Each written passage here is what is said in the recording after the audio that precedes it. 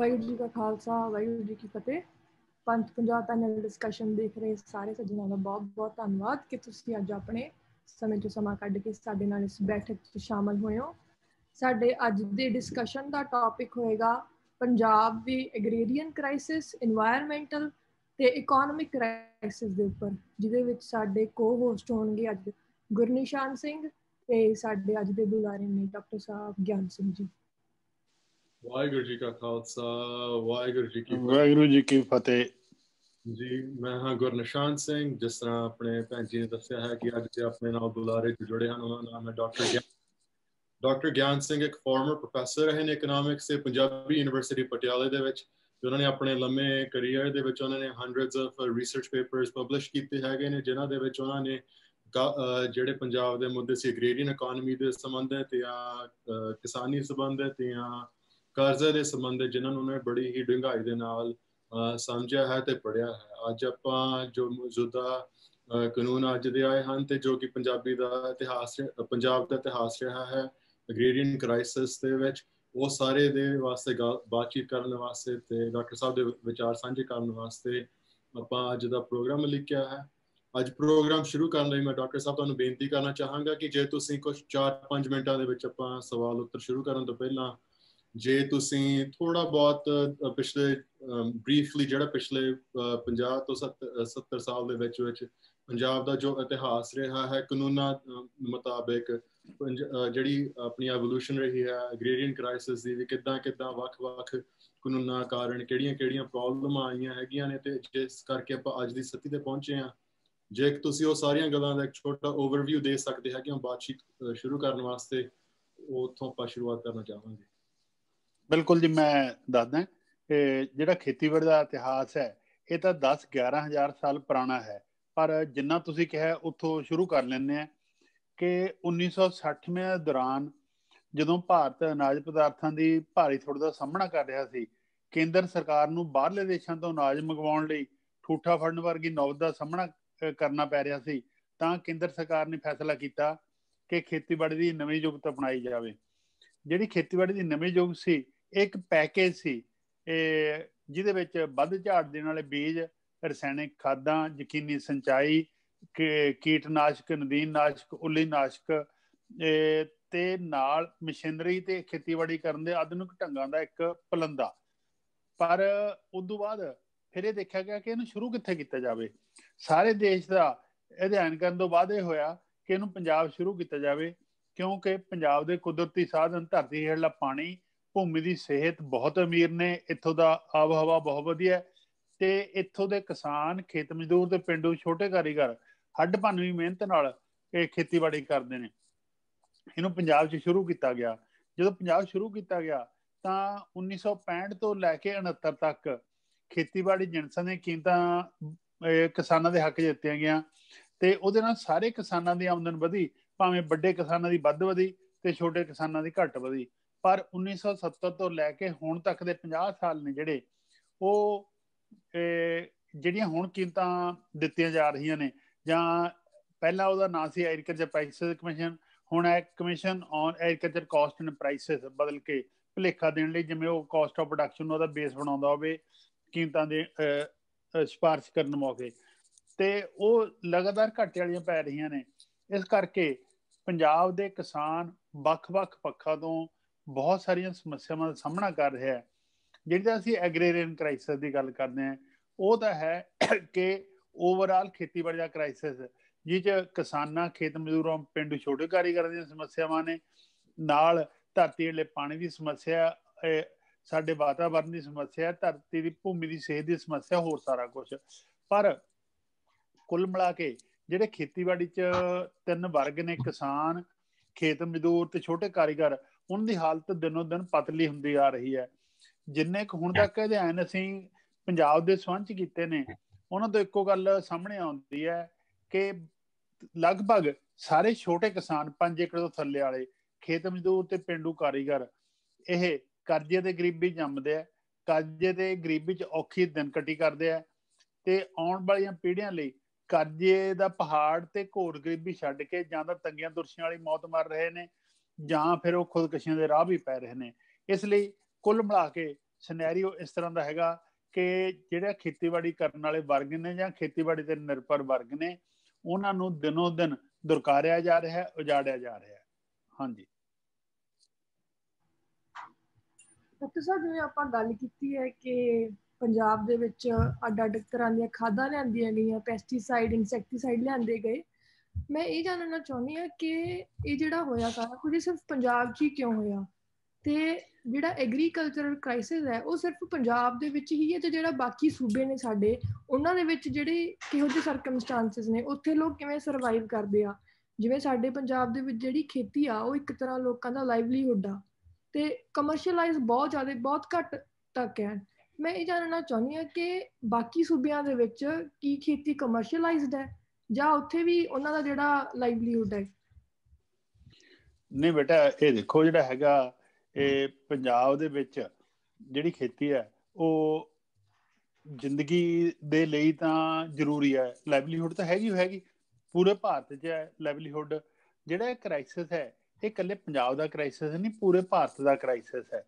ਪੰਜਾਬ ਲਈ ਇਸ ਲਈ ਗੱਲ ਜ਼ਿਆਦਾ ਹੋ ਰਹੀ ਹੈ ਕਿ ਪੰਜਾਬ ਨੇ ਖੇਤੀਬਾੜੀ ਦੇ ਵਿਕਾਸ 'ਚ ਬਹੁਤਾ ਵੱਡਾ ਹਿੱਸਾ ਪਾਇਆ, ਉਹਦੀ ਕੀਮਤ ਵੀ ਬਹੁਤ ਜ਼ਿਆਦਾ ਦਿੱਤੀ ਹੈਗੀ।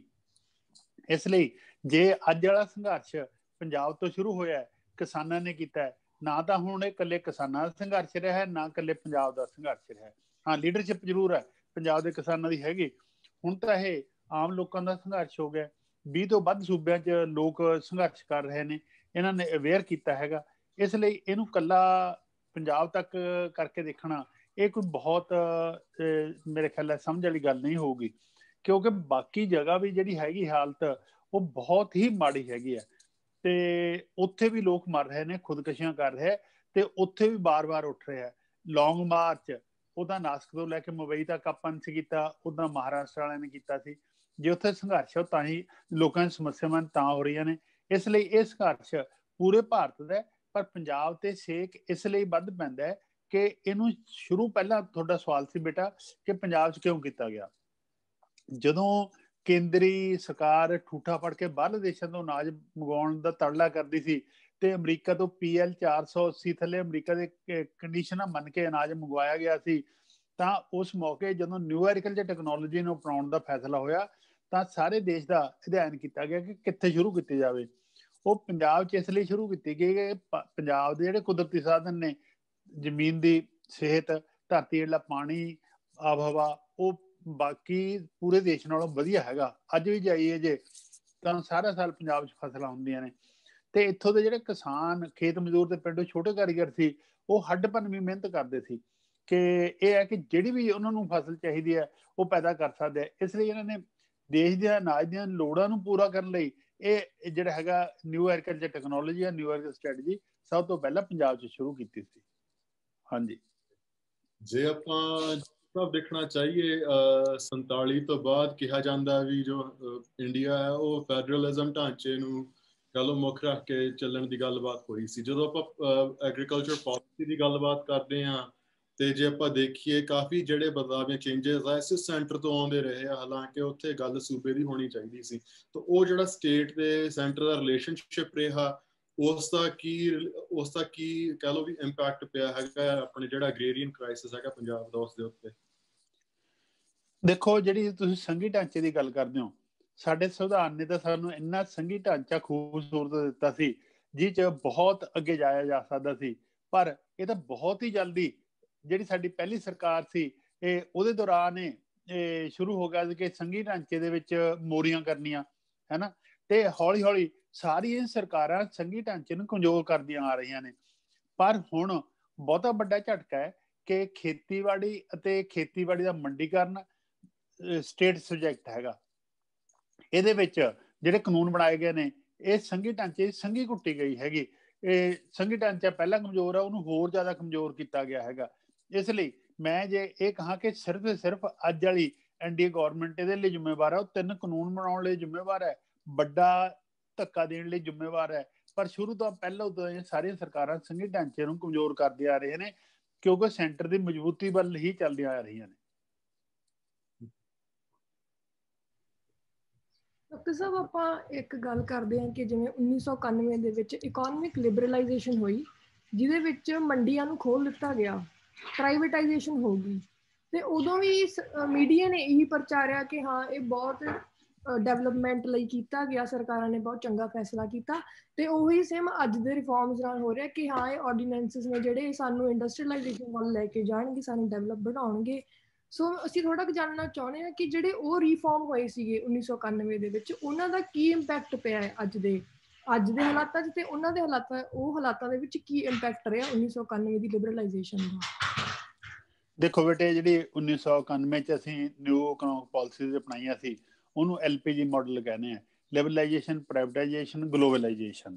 ਜਿਹੜਾ ਉਹ ਅਪਣਾਇਆ ਸੀ ਤੇ ਉਹਦੇ ਚ ਸਿਰਫ ਸਾਰੀਆਂ ਮੰਡੀਆਂ ਖੋਲਣ ਦੀ ਗੱਲ ਨਹੀਂ ਸੀ, ਉਹ ਚ ਜਿਹੜਾ ਹੈਗਾ ਕੁੱਲ ਮਿਲਾ ਕੇ ਮੰਡੀ ਵੱਲ ਆਉਣ ਦੀ ਗੱਲ ਸੀ। ਤੇ ਜਿਹੜਾ ਅੱਜ ਵਾਲਾ ਕਾਰਪੋਰੇਟ ਖੇਤੀਬਾੜੀ ਦਾ ਏਜੰਡਾ ਹੈ, ਉਹ ਉਸ ਮੌਕੇ ਲੁਕਮਾ ਸੀ ਕਿ ਹੌਲੀ ਹੌਲੀ ਉਹਦੀ ਡੋਜ਼ ਦਿੱਤੀ ਜਾ ਰਹੀ ਸੀ। ਹੁਣ ਬਿਲਕੁਲ ਸਿੱਧਾ ਹੈ ਕਿ ਉਹ ਸਾਰਾ ਕੁਛ ਹੀ ਕਾਰਪੋਰੇਟਸ ਨੂੰ ਆਪਾਂ ਹੈਂਡਓਵਰ ਕਰਨ ਜਾ ਰਹੀ ਹੈ ਸਾਡੀ ਸਰਕਾਰ। ਤੇ ਜਿਹੜਾ 1991 ਦੀਆਂ ਨਿਊ ਇਕਨੋਮਿਕ ਪਾਲਿਸੀਜ਼ ਹੈ, ਉਹਦਾ ਇੰਪੈਕਟ ਇਹ ਹੋਇਆ ਕਿ ਭਾਰਤ ਦੇ ਆਜ਼ਾਦ ਹੋਣ ਤੋਂ ਬਾਅਦ 1950 ਸਾਡਾ ਬਣਦਾ ਯੋਜਨਾ ਕਮਿਸ਼ਨ, ਪਲੈਨਿੰਗ ਕਮਿਸ਼ਨ, ਤੇ 1951 ਤੋਂ ਸਾਡੀ ਯੋਜਨਾਬੰਦੀ ਸ਼ੁਰੂ ਹੁੰਦੀ ਹੈ।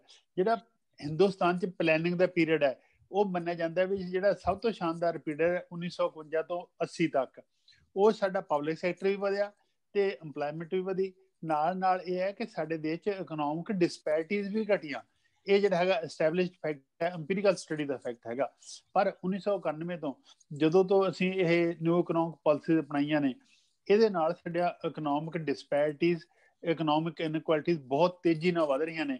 ਟੌਪ 1%, ਰਿਮੇਨਿੰਗ 99% ਦੀ ਹਾਲਤ ਮਾੜੀ ਹੈ। ਪਰ ਉਹਦੇ ਵਿੱਚੋਂ ਵੀ ਖੇਤੀਬਾੜੀ ਖੇਤਰ ਤੇ ਜਾਂ ਅਨਆਰਗੇਨਾਈਜ਼ਡ ਸੈਕਟਰ ਦੀ ਜਿਹੜੀ ਲੇਬਰ ਹੈ, ਉਹਦੀ ਹਾਲਤ ਬਹੁਤ ਪਤਲੀ ਕੀਤੀ ਹੈ। ਇਸ ਲਈ ਨਿਊ ਇਕਨੋਮਿਕ ਪਾਲਿਸੀ ਦੇ ਨਾਲ ਜਿਹੜੇ ਅੱਤ ਦੇ ਅਮੀਰ ਨੇ ਉਹ ਹੋਰ ਅਮੀਰ ਹੋ ਰਹੇ ਨੇ, ਜਿਹੜੇ ਗਰੀਬ ਹੋਰ ਗਰੀਬ ਹੋ ਰਹੇ ਆ। ਇੱਥੋਂ ਤੱਕ ਕਿ ਕੋਵਿਡ-19 ਦੇ ਦੌਰਾਨ ਜਿਹੜਾ ਉੱਪਰਲੇ ਅਮੀਰ ਨੇ, ਉਹਨਾਂ ਦੀ ਵੈਲਥ ਬਹੁਤ ਤੇਜ਼ੀ ਨਾਲ ਵਧੀ ਹੈ ਤੇ ਉਹਦਾ ਕਬਜ਼ਾ ਵੀ ਬਹੁਤ ਤੇਜ਼ੀ ਨਾਲ ਕਰਾਇਆ ਜਾ ਰਿਹਾ ਹੈਗਾ। ਜਿਹੜੀ ਇੱਕ ਦੂਜੇ ਭਾਈ ਸਾਹਿਬ ਪੁੱਛਦੇ ਸੀ ਗੱਲ ਸੰਘੀ ਢਾਂਚੇ ਦੀ, ਸੰਘੀ ਢਾਂਚੇ ਦੀ ਵੀ ਸੰਘੀ ਇਸ ਲਈ ਘੁੱਟੀ ਜਾ ਰਹੀ ਹੈ ਕਿ centralization of every type of powers ਹੋਣ, ਤੇ ਨਾਲ ਨਾਲ ਜਿਹੜੇ ਕਾਰਪੋਰੇਸ਼ਨ ਜਾਂ ਸਰਮਾਏਦਾਰ ਹੈ, ਉਹਨਾਂ ਨੂੰ ਵੀ ਮੰਡੀ ਦੇ ਵਿੱਚ ਕਬਜ਼ਾ ਕਰਨ ਲਈ ਜੇ ਸੰਘੀ ਢਾਂਚਾ ਕਮਜ਼ੋਰ ਹੋਊਗਾ ਤਾਂ ਉਹਨਾਂ ਨੂੰ ਜ਼ਿਆਦਾ ਸਹਾਈ ਹੋਊਗਾ। ਇਸ ਲਈ ਨਿਊ ਇਕਨੋਮਿਕ ਪਾਲਿਸੀ ਨੇ ਜਾਂ LPG ਮਾਡਲ ਨੇ ਤਿੰਨੋਂ ਦੇ ਤਿੰਨੇ ਸੈਕਟਰ ਦੇ ਵਿੱਚ ਕਾਰਪੋਰੇਸ਼ਨਾਂ ਜਾਂ ਸਰਮਾਏਦਾਰਾਂ ਦਾ ਕਬਜ਼ਾ ਕਰਾਇਆ ਤੇ ਆਮ ਬੰਦੇ ਨੂੰ ਦੋ ਡੰਗ ਦੀ ਰੋਟੀ ਤੋਂ ਵੀ ਮਤਲਬ ਔਖਾ ਕੀਤਾ ਹੈਗਾ। ਨਾਲ ਡਾਕਟਰ ਸਾਹਿਬ, ਆਪਾਂ ਅੱਜ ਦੇ ਸਥਿਤੀ ਤੋਂ ਮੂਵ ਕਰਨ ਤੋਂ ਪਹਿਲਾਂ ਇੱਕ ਮੈਂ ਸਵਾਲ ਪੁੱਛਣਾ ਚਾਹੁੰਦਾ ਸੀਗਾ ਤੁਹਾਨੂੰ, ਵੀ ਜੇ ਆਪਾਂ ਦੇਖੀਏ ਆਜ਼ਾਦੀ ਤੋਂ ਬਾਅਦ ਜਿਹੜੇ ਪਹਿਲਾਂ ਜੋ ਕੁਝ ਚੱਲ ਰਿਹਾ ਸੀਗਾ ਬਸਤੀਵਾਦੀ ਦੌਰਾਨ, ਉਹ ਬਸਤੀਵਾਦੀ ਦੀ ਜਿਹੜੀਆਂ ਪਾਲਿਸੀ ਸੀਗੀਆਂ ਉਸ ਸਮੇਂ ਦੇ ਜਿਹੜੇ ਕਾਇਦਾ ਕਾਨੂੰਨ ਸੀਗੇ, ਉਹਨਾਂ ਦਾ ਪੋਸਟ ਇੰਡੀਪੈਂਡੈਂਸ ਵੀ ਕੋਈ ਇੰਪੈਕਟ ਰਿਹਾ ਹੈਗਾ ਕਿ ਉਹ ਜਦੋਂ ਸਰਕਾਰ ਆਜ਼ਾਦ ਜਾਂ ਜਦੋਂ ਇੰਡੀਪੈਂਡੈਂਸ ਮਿਲੀ ਸੀ ਉਸ ਤੋਂ ਬਾਅਦ ਆਪਾਂ ਕਾਫੀ ਤੌਰ ਤੱਕ ਉਹਨਾਂ ਦਾ ਜਿਹੜਾ ਇੰਪੈਕਟ ਉਹਨਾਂ ਨੂੰ ਧੋ ਚੁੱਕੇ ਸੀਗੇ? ਦੇਖੋ, ਜਿਹੜੀ ਉਹਦੇ ਇੰਪੈਕਟ ਨੂੰ ਧੋਣ ਵਾਲੀ ਗੱਲ ਹੈ, ਜਿਸ ਤਰ੍ਹਾਂ ਅਸੀਂ ਆਜ਼ਾਦੀ ਲਈ ਹੈ, ਉਹਦਾ ਇੰਪੈਕਟ ਉਹਨਾਂ ਆਜ਼ਾਦੀ ਧੋਣ ਦੀ ਕੋਈ ਪੋਸੀਬਿਲਿਟੀ ਦਿਖਾਈ ਨਹੀਂ ਦਿੰਦੀ ਸੀ। ਪਰ ਜਿਸ ਤਰ੍ਹਾਂ ਹੁਣ ਗਲੋਬਲਾਈਜੇਸ਼ਨ ਹੈ, ਗਲੋਬਲਾਈਜੇਸ਼ਨ ਨਾਲ ਜਿਹੜਾ ਕੋਲੋਨਾਈਜੇਸ਼ਨ ਵਾਲਾ ਕੰਮ ਸੀ ਉਹ ਐਜ਼ ਸੱਚ ਫਿਜ਼ੀਕਲ ਕੋਲੋਨਾਈਜੇਸ਼ਨ ਨਹੀਂ ਰਿਹਾ ਹੈਗਾ। ਇਹ ਜਿਹੜਾ ਹੈਗਾ ਕੈਪੀਟਲ ਦੇ ਥਰੂ ਆ ਗਿਆ, ਮਾਰਕੀਟ ਦੇ ਥਰੂ ਆ ਗਿਆ। ਇਸ ਲਈ ਜਿਹੜਾ ਕੋਲੋਨਾਈਜੇਸ਼ਨ ਦਾ ਕੰਮ ਹੈਗਾ ਜਾਂ ਇੰਪੀਰੀਅਲਿਜ਼ਮ ਦਾ ਕੰਮ ਹੈ, ਉਹ ਤੇ ਹੁਣ ਪਹਿਲਾਂ ਨਾਲੋਂ ਵੀ ਤੇਜ਼ੀ ਨਾਲ ਚੱਲ ਰਿਹਾ ਹੈਗਾ। ਠੀਕ ਹੈ ਡਾਕਟਰ ਸਾਹਿਬ, ਆਈ ਥਿੰਕ ਬਹੁਤ ਜ਼ਰੂਰੀ ਗੱਲ ਹੈਗੀ ਅੰਡਰਸਟੈਂਡ ਕਰਨੀ, ਜਿਹੜੀ ਤੁਸੀਂ ਹੁਣ ਕਹੀ ਆ ਬਸਤੀਵਾਦੀ ਦਾ ਵੀ ਭਾਵੇਂ ਕਲੋਨੀਅਲਿਜ਼ਮ ਪੁਰਾਣੇ ਤੌਰ ਵਾਂਗੂ ਮੁੱਕ ਗਿਆ ਹੋਵੇ ਤਾਂ ਉਹ ਨਵੇਂ ਦੌਰ ਦੀ ਗੁਲਾਮੀ ਹੁਣ ਕੈਪੀਟਲਿਜ਼ਮ ਦੇ ਥਰੂ ਸ਼ੁਰੂ ਕੀਤੀ ਜਾ ਰਹੀ ਹੈ। ਜੇ ਆਪਾਂ ਅੱਜ ਦਾ ਮੌਜੂਦਾ ਸਿਚੁਏਸ਼ਨ ਸਮਝਣੀ ਹੋਵੇ ਵੀ ਇਸ ਟਾਈਮ ਤੇ ਗਰਾਊਂਡ ਤੇ ਜੋ ਚੱਲ ਰਿਹਾ, ਜੇ ਤਿੰਨ ਕਾਨੂੰਨਾਂ ਦੇ ਬਾਰੇ ਆਪਾਂ ਗੱਲ ਕਰੀਏ, ਜੇ ਇਹ ਤਿੰਨ ਕਾਨੂੰਨ ਕਹਿ ਲਓ ਸਰਕਾਰ ਜੇ ਰੱਦ ਕਰ ਦਿੰਦੀ ਹੈ, ਕਿਸਾਨਾਂ ਦੀਆਂ ਮੰਗਾਂ ਨੂੰ ਪੂਰਾ ਕਰ ਦਿੰਦੀ ਹੈ, ਤੇ ਉਸ ਤੋਂ ਬਾਅਦ ਪੰਜਾਬ ਦਾ ਕੀ ਹੋਏਗਾ? ਤੇ ਉਸ ਜਿਹੜੀ ਕਹਿ ਲਓ ਆਪਾਂ ਜੇ ਆਪਾਂ ਐਗਰੀਕਲਚਰ ਦੀਆਂ ਕਿਸਾਨੀ ਦੀ ਗੱਲ ਕਰਦੇ ਹਾਂ, ਉੱਥੇ ਸਥਿਤੀ ਕੀ ਹੋਏਗੀ? ਅੱਜ ਦੀ ਸਥਿਤੀ ਹੈ ਕੀ? ਉਹਦੇ ਬਾਰੇ ਜੇ ਤੁਸੀਂ ਕੁਝ ਦੱਸ ਸਕਦੇ ਹੈਗੇ? ਦੇਖੋ, ਨਹੀਂ ਮੈਂ ਸਾਰਾ ਕੁਝ ਦੱਸੂ, ਤੁਹਾਡੇ ਨਾਲ ਮਤਲਬ ਸੰਵਾਦ ਲਈ ਆ, ਕੁਝ ਤੋਂ ਸਿੱਖੂਗਾ, ਕੁਝ ਦੱਸੂਗਾ। ਅੱਜ ਜਿਹੜਾ ਕਿਸਾਨ ਸੰਘਰਸ਼ ਹੈ ਦੁਨੀਆ ਦਾ ਸਭ ਤੋਂ ਵੱਡਾ ਇਤਿਹਾਸਕ ਤੌਰ ਤੇ ਸੰਘਰਸ਼ ਹੈ ਤੇ ਹਰ ਥਾਂ ਤੋਂ ਇਹਦੀ ਜਿਹੜੀ ਪ੍ਰਸ਼ੰਸਾ ਸਾਡੇ ਕੋਲ ਆ ਰਹੀ ਹੈ ਤੇ ਉਹ ਪ੍ਰਸ਼ੰਸਾ ਉਹਨਾਂ ਨੇ ਆਪ ਅਰਨ ਕੀਤੀ ਹੈਗੀ। ਪਰ ਜੇ ਆਪਾਂ ਦੇਖੀਏ ਕਿ ਅਸੀਂ ਕਿੱਧਰ ਨੂੰ ਜਾ ਰਹੇ ਹੈਗੇ, ਅੱਜ ਉਹਨਾਂ ਦੀ ਵੱਡੀ ਮੰਗ ਤਿੰਨੇ ਖੇਤੀ ਕਾਨੂੰਨ ਰੱਦ ਕਰਾਉਣੇ, ਇੱਕ ਬਿਜਲੀ ਦਾ ਬਿੱਲ ਹੈ, ਤੇ ਇੱਕ ਜਿਹੜਾ ਹੈਗਾ ਪਰਾਲੀ ਜਾਲਣਾ ਧੂਏ ਵਾਲਾ ਜਿਹੜਾ ਪੋਲੂਸ਼ਨ ਦਾ ਜਿਹੜਾ ਹੈਗਾ ਆਰਡੀਨੈਂਸ ਹੈ, ਉਹ ਪੰਜਾਂ ਨੂੰ ਵਾਪਸ ਕਰਾਉਣ ਤੱਕ ਸੀਮਤ ਹੈ। ਪਰ ਇਹਦੇ ਨਾਲ ਗੱਲ ਕੀ ਹੋਊਗੀ ਜੇ ਪੰਜੇ ਗੱਲਾਂ ਸਰਕਾਰ ਅੱਜ ਮੰਨ ਜਾਵੇ, ਜਿਹੜੀ ਕਿ ਅੜੀ ਹੋਈ ਆ ਨਾ ਮੰਨਣ ਤੇ ਸੰਘਰਸ਼ ਵਾਲੇ ਅੜੇ ਹੋਏ ਉਹਦੇ ਸੰਘਰਸ਼ ਤੇ ਫਿਰ ਅਸੀਂ ਪਹਿਲਾਂ ਵਾਲੀ ਸਥਿਤੀ 'ਚ ਆ ਜਾਵਾਂਗੇ। 5 ਜੂਨ ਤੋਂ ਪਹਿਲਾਂ ਦੀ ਸਥਿਤੀ ਜਿਹੜੀ ਹੈਗੀ ਉਹ 'ਚ ਕਿਸਾਨ, ਖੇਤ ਮਜ਼ਦੂਰ, ਪਿੰਡੂ ਛੋਟੇ ਕਾਰੀਗਰ ਤੇ ਹੋਰ ਵਰਕਿੰਗ ਕਲਾਸਾਂ ਜਿਹੜੀਆਂ ਤੇ ਡਿਪੈਂਡੈਂਟ ਹੈ, ਉਹ ਕਰਜ਼ੇ 'ਚ ਨੇ, ਗਰੀਬੀ 'ਚ ਨੇ, ਦੁਰਕਾਰੇ ਜਾ ਰਹੇ ਨੇ, ਉਜਾੜੇ ਜਾ ਰਹੇ ਨੇ, ਖੁਦਕੁਸ਼ੀਆਂ ਕਰਦੇ ਆ। ਫਿਰ ਅਸੀਂ ਉਹ ਸਿਚੁਏਸ਼ਨ 'ਚ ਆਵਾਂਗੇ। ਸੰਘਰਸ਼ ਤਾਂ ਸਾਨੂੰ ਉੱਥੋਂ ਅੱਗੇ ਇਕਨੋਮਿਕ ਮਾਡਲ ਨੂੰ ਬਦਲਾਉਣ ਵੱਲ ਸ਼ੁਰੂ ਕਰਨਾ ਪੈਣਾ। ਇਹ ਸ਼ੁਰੂਆਤ ਹੈ, ਜਿੰਨਾ ਕੁ ਠੀਕ ਫੋਕਸ ਕਰਕੇ ਕੀਤਾ ਗਿਆ ਉਹ ਐਪਰੀਸ਼ੀਏਬਲ ਹੈਗਾ। ਪਰ ਸੰਘਰਸ਼ ਇਹ ਹੈ, ਹੁਣ ਸਾਡੇ ਕੋਲ 50% ਪਾਪੂਲੇਸ਼ਨ ਦੇਸ਼ ਦੀ ਖੇਤੀਬਾੜੀ ਤੇ ਨਿਰਭਰ ਹੈ, ਉਹਨੂੰ ਐਗਰੀਕਲਚਰ ਸੈਕਟਰ 'ਚੋਂ ਦੇ ਰਹੇ ਆਪਾਂ 16%। ਇਹ 1951 'ਚ 82% ਪਾਪੂਲੇਸ਼ਨ ਸੀ, 55% ਦੇ ਰਹੇ ਸੀ। ਪਰ ਜਿਹੜਾ ਹੁਣ ਅਸੀਂ 16% ਦਿੰਦੇ ਅੱਧੀ ਪਾਪੂਲੇਸ਼ਨ ਨੂੰ, ਇਹ ਲਗਾਤਾਰ ਘਟ ਰਿਹਾ ਹੈਗਾ। ਇਹ ਹਿੱਸਾ ਵਧਾਉਣ ਲਈ ਵੀ ਸੰਘਰਸ਼ ਕਰਨਾ ਪੈਣਾ ਹੈਗਾ ਕਿ ਅੱਜ ਜੇ ਸਾਰੇ ਕਾਨੂੰਨ ਇਹ ਰੱਦ ਹੋ ਜਾਂਦੇ ਜਿਹੜੇ ਜਿਹਦੇ ਲਈ ਐਜੀਟੇਸ਼ਨ ਚੱਲ ਰਹੀ ਹੈ, ਉਸ ਤੋਂ ਬਾਅਦ ਵੀ ਇੱਕ ਠੀਕ ਲਿਵਿੰਗ ਲਈ ਤੇ ਜਿੰਨਾ ਕੁ ਪੰਜਾਬ ਬਾਰੇ ਅਧਿਐਨ ਕੀਤੇ ਗਏ ਨੇ, ਇੱਕ ਅਸੀਂ ਸ਼ੁਰੂ ਕੀਤਾ ਜੀ ਕੋਵਿਡ-19 ਕਰਕੇ ਬੰਦ ਕਰਨਾ ਪਿਆ, international migration from rural Punjab, ਉਹਦੇ 'ਚ ਸਾਡਾ brain drain, capital drain, loss of demographic dividend, ਉਹ ਸਮੱਸਿਆਵਾਂ ਬੜੀ ਤੇਜ਼ੀ ਨਾਲ ਸਾਨੂੰ ਸਾਹਮਣੇ ਆ ਰਹੀਆਂ ਨੇ। ਪੰਜਾਬ ਖੋਲੇ ਬਣ ਰਿਹਾ ਹੈਗਾ ਤੇ ਉਹਦੇ ਨਾਲ ਪੂਰੇ ਦੇਸ਼ ਦਾ ਵੀ ਨੁਕਸਾਨ ਹੋ ਰਿਹਾ ਹੈ। ਇਸ ਲਈ ਅਸੀਂ ਪਹਿਲਾਂ ਵਾਲੀ ਸਿਚੁਏਸ਼ਨ 'ਚ ਆ ਕੇ ਮੁੜ ਕੇ ਲੰਬੇ ਸੰਘਰਸ਼ ਲਈ ਸਾਨੂੰ ਤਿਆਰੀ ਕਰਨੀ ਪਊਗੀ।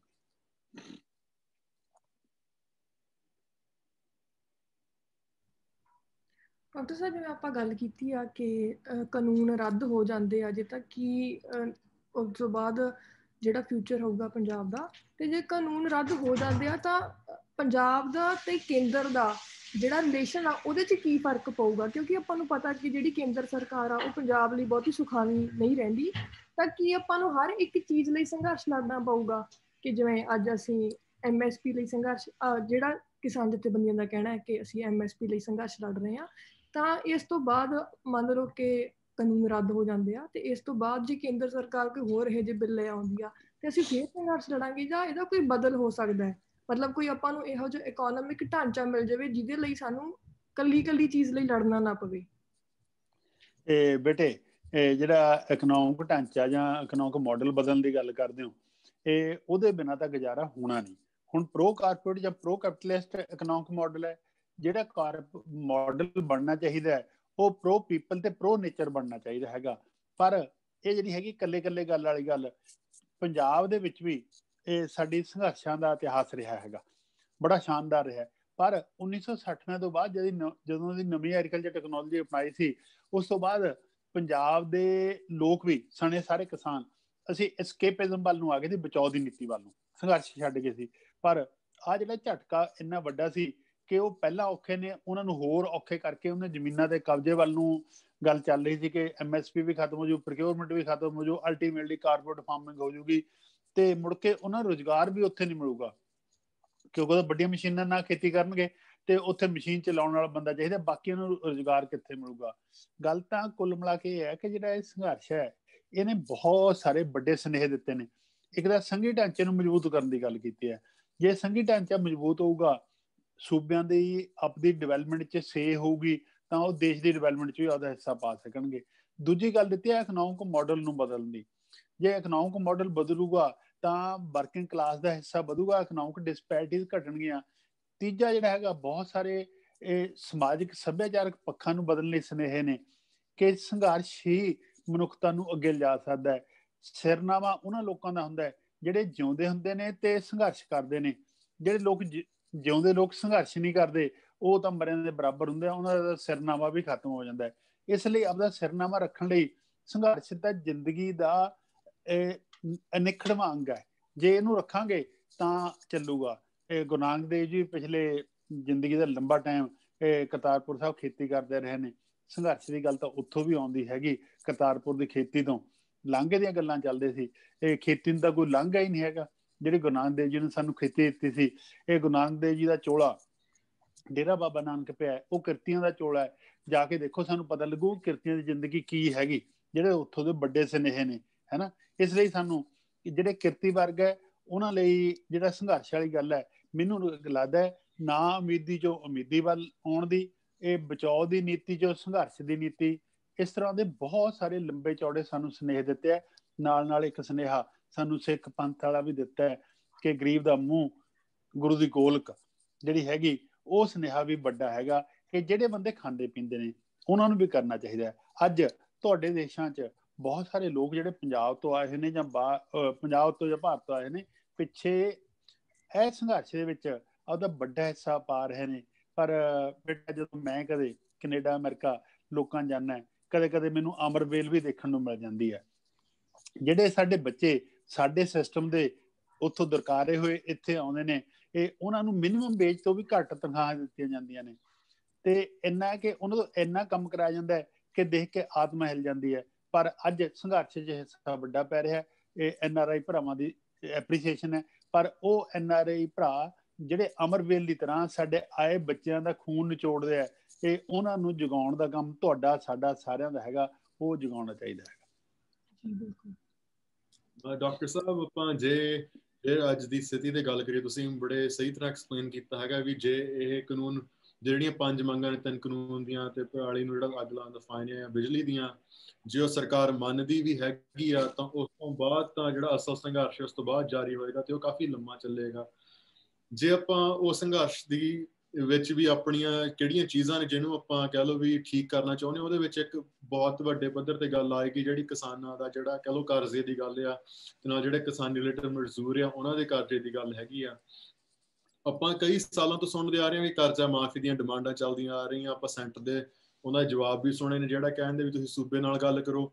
ਤੁਸੀਂ ਉਹ ਸਾਰੀ ਗੱਲਬਾਤ ਨੂੰ ਜੇ ਤੁਸੀਂ ਐਕਸਪਲੇਨ ਕਰ ਸਕਦੇ ਹੋ ਇਸ ਟਾਈਮ ਤੇ ਕਰਜ਼ੇ ਦੇ ਸਥਿਤੀ ਹੈ ਕੀ, ਸਟੈਟਿਸਟਿਕਸ ਤੌਰ ਤੇ ਵੀ ਕਿਸਾਨੀ ਰਿਲੇਟਡ ਮਜ਼ਦੂਰਾਂ ਦੀ, ਕਾਰੀਗਰਾਂ ਦੀ ਤੇ ਕਿਸਾਨਾਂ ਦੀ, ਤੇ ਹੁਣ ਤੱਕ ਸਰਕਾਰ ਨੇ ਜੇ ਕੋਈ ਪ੍ਰੋਵੀਜ਼ਨਸ ਲੈ ਕੇ ਆਏ ਉਹਨਾਂ ਨੂੰ ਮਾਫ ਕਰਨ ਦੀਆਂ, ਉਹਨਾਂ ਦੀ ਲਿਮਿਟੇਸ਼ਨਸ ਕੀ ਰਹੀਆਂ ਨੇ, ਤੇ ਆਪਾਂ ਇਸ ਟਾਈਮ ਖੜੇ ਕਿੱਥੇ ਹੈਗੇ ਤੇ ਕਰਜ਼ੇ ਦੀ ਸਥਿਤੀ ਹੈ ਕੀ? ਇਹ ਦੇਖੋ ਵੀਰਾ, ਗੱਲ ਇਹ ਹੈਗੀ, ਇਹ ਕਿਸਾਨਾਂ ਤੇ ਖੇਤ ਮਜ਼ਦੂਰਾਂ ਦੇ ਕਰਜ਼ੇ ਤੇ ਅਸੀਂ ਪੂਰੇ ਇੱਕ ਪੰਜਾਬ ਦਾ ਅਧਿਐਨ ਕੀਤਾ ਸੀ। ICSSR ਦਾ ਪ੍ਰੋਜੈਕਟ ਸੀ। ਉਹ 'ਚੋਂ ਜਿਹੜੀ ਗੱਲ ਸਾਹਮਣੇ ਆਈ ਹੈ ਉਹ ਇਹ ਹੈ ਕਿ ਵੱਡੇ ਕਿਸਾਨਾਂ ਨੂੰ ਛੱਡ ਕੇ ਜਿਨ੍ਹਾਂ ਕੋਲ 15 ਏਕੜ ਤੋਂ ਵੱਧ ਜ਼ਮੀਨ ਹੈਗੀ, ਬਾਕੀ ਸਾਰੇ ਕਿਸਾਨ ਖੇਤ ਮਜ਼ਦੂਰ, ਪੇਂਡੂ ਜਿਹੜੇ ਪੇਂਡੂ ਛੋਟੇ ਕਾਰੀਗਰ ਆ, ਉਹ ਵੇਚਣ ਸੀ। ਉਹਦੇ ਹਾਲਤ ਉਹਦੀ ਵੀ ਉਦੋਂ ਮਾੜੀ ਹੈਗੀ।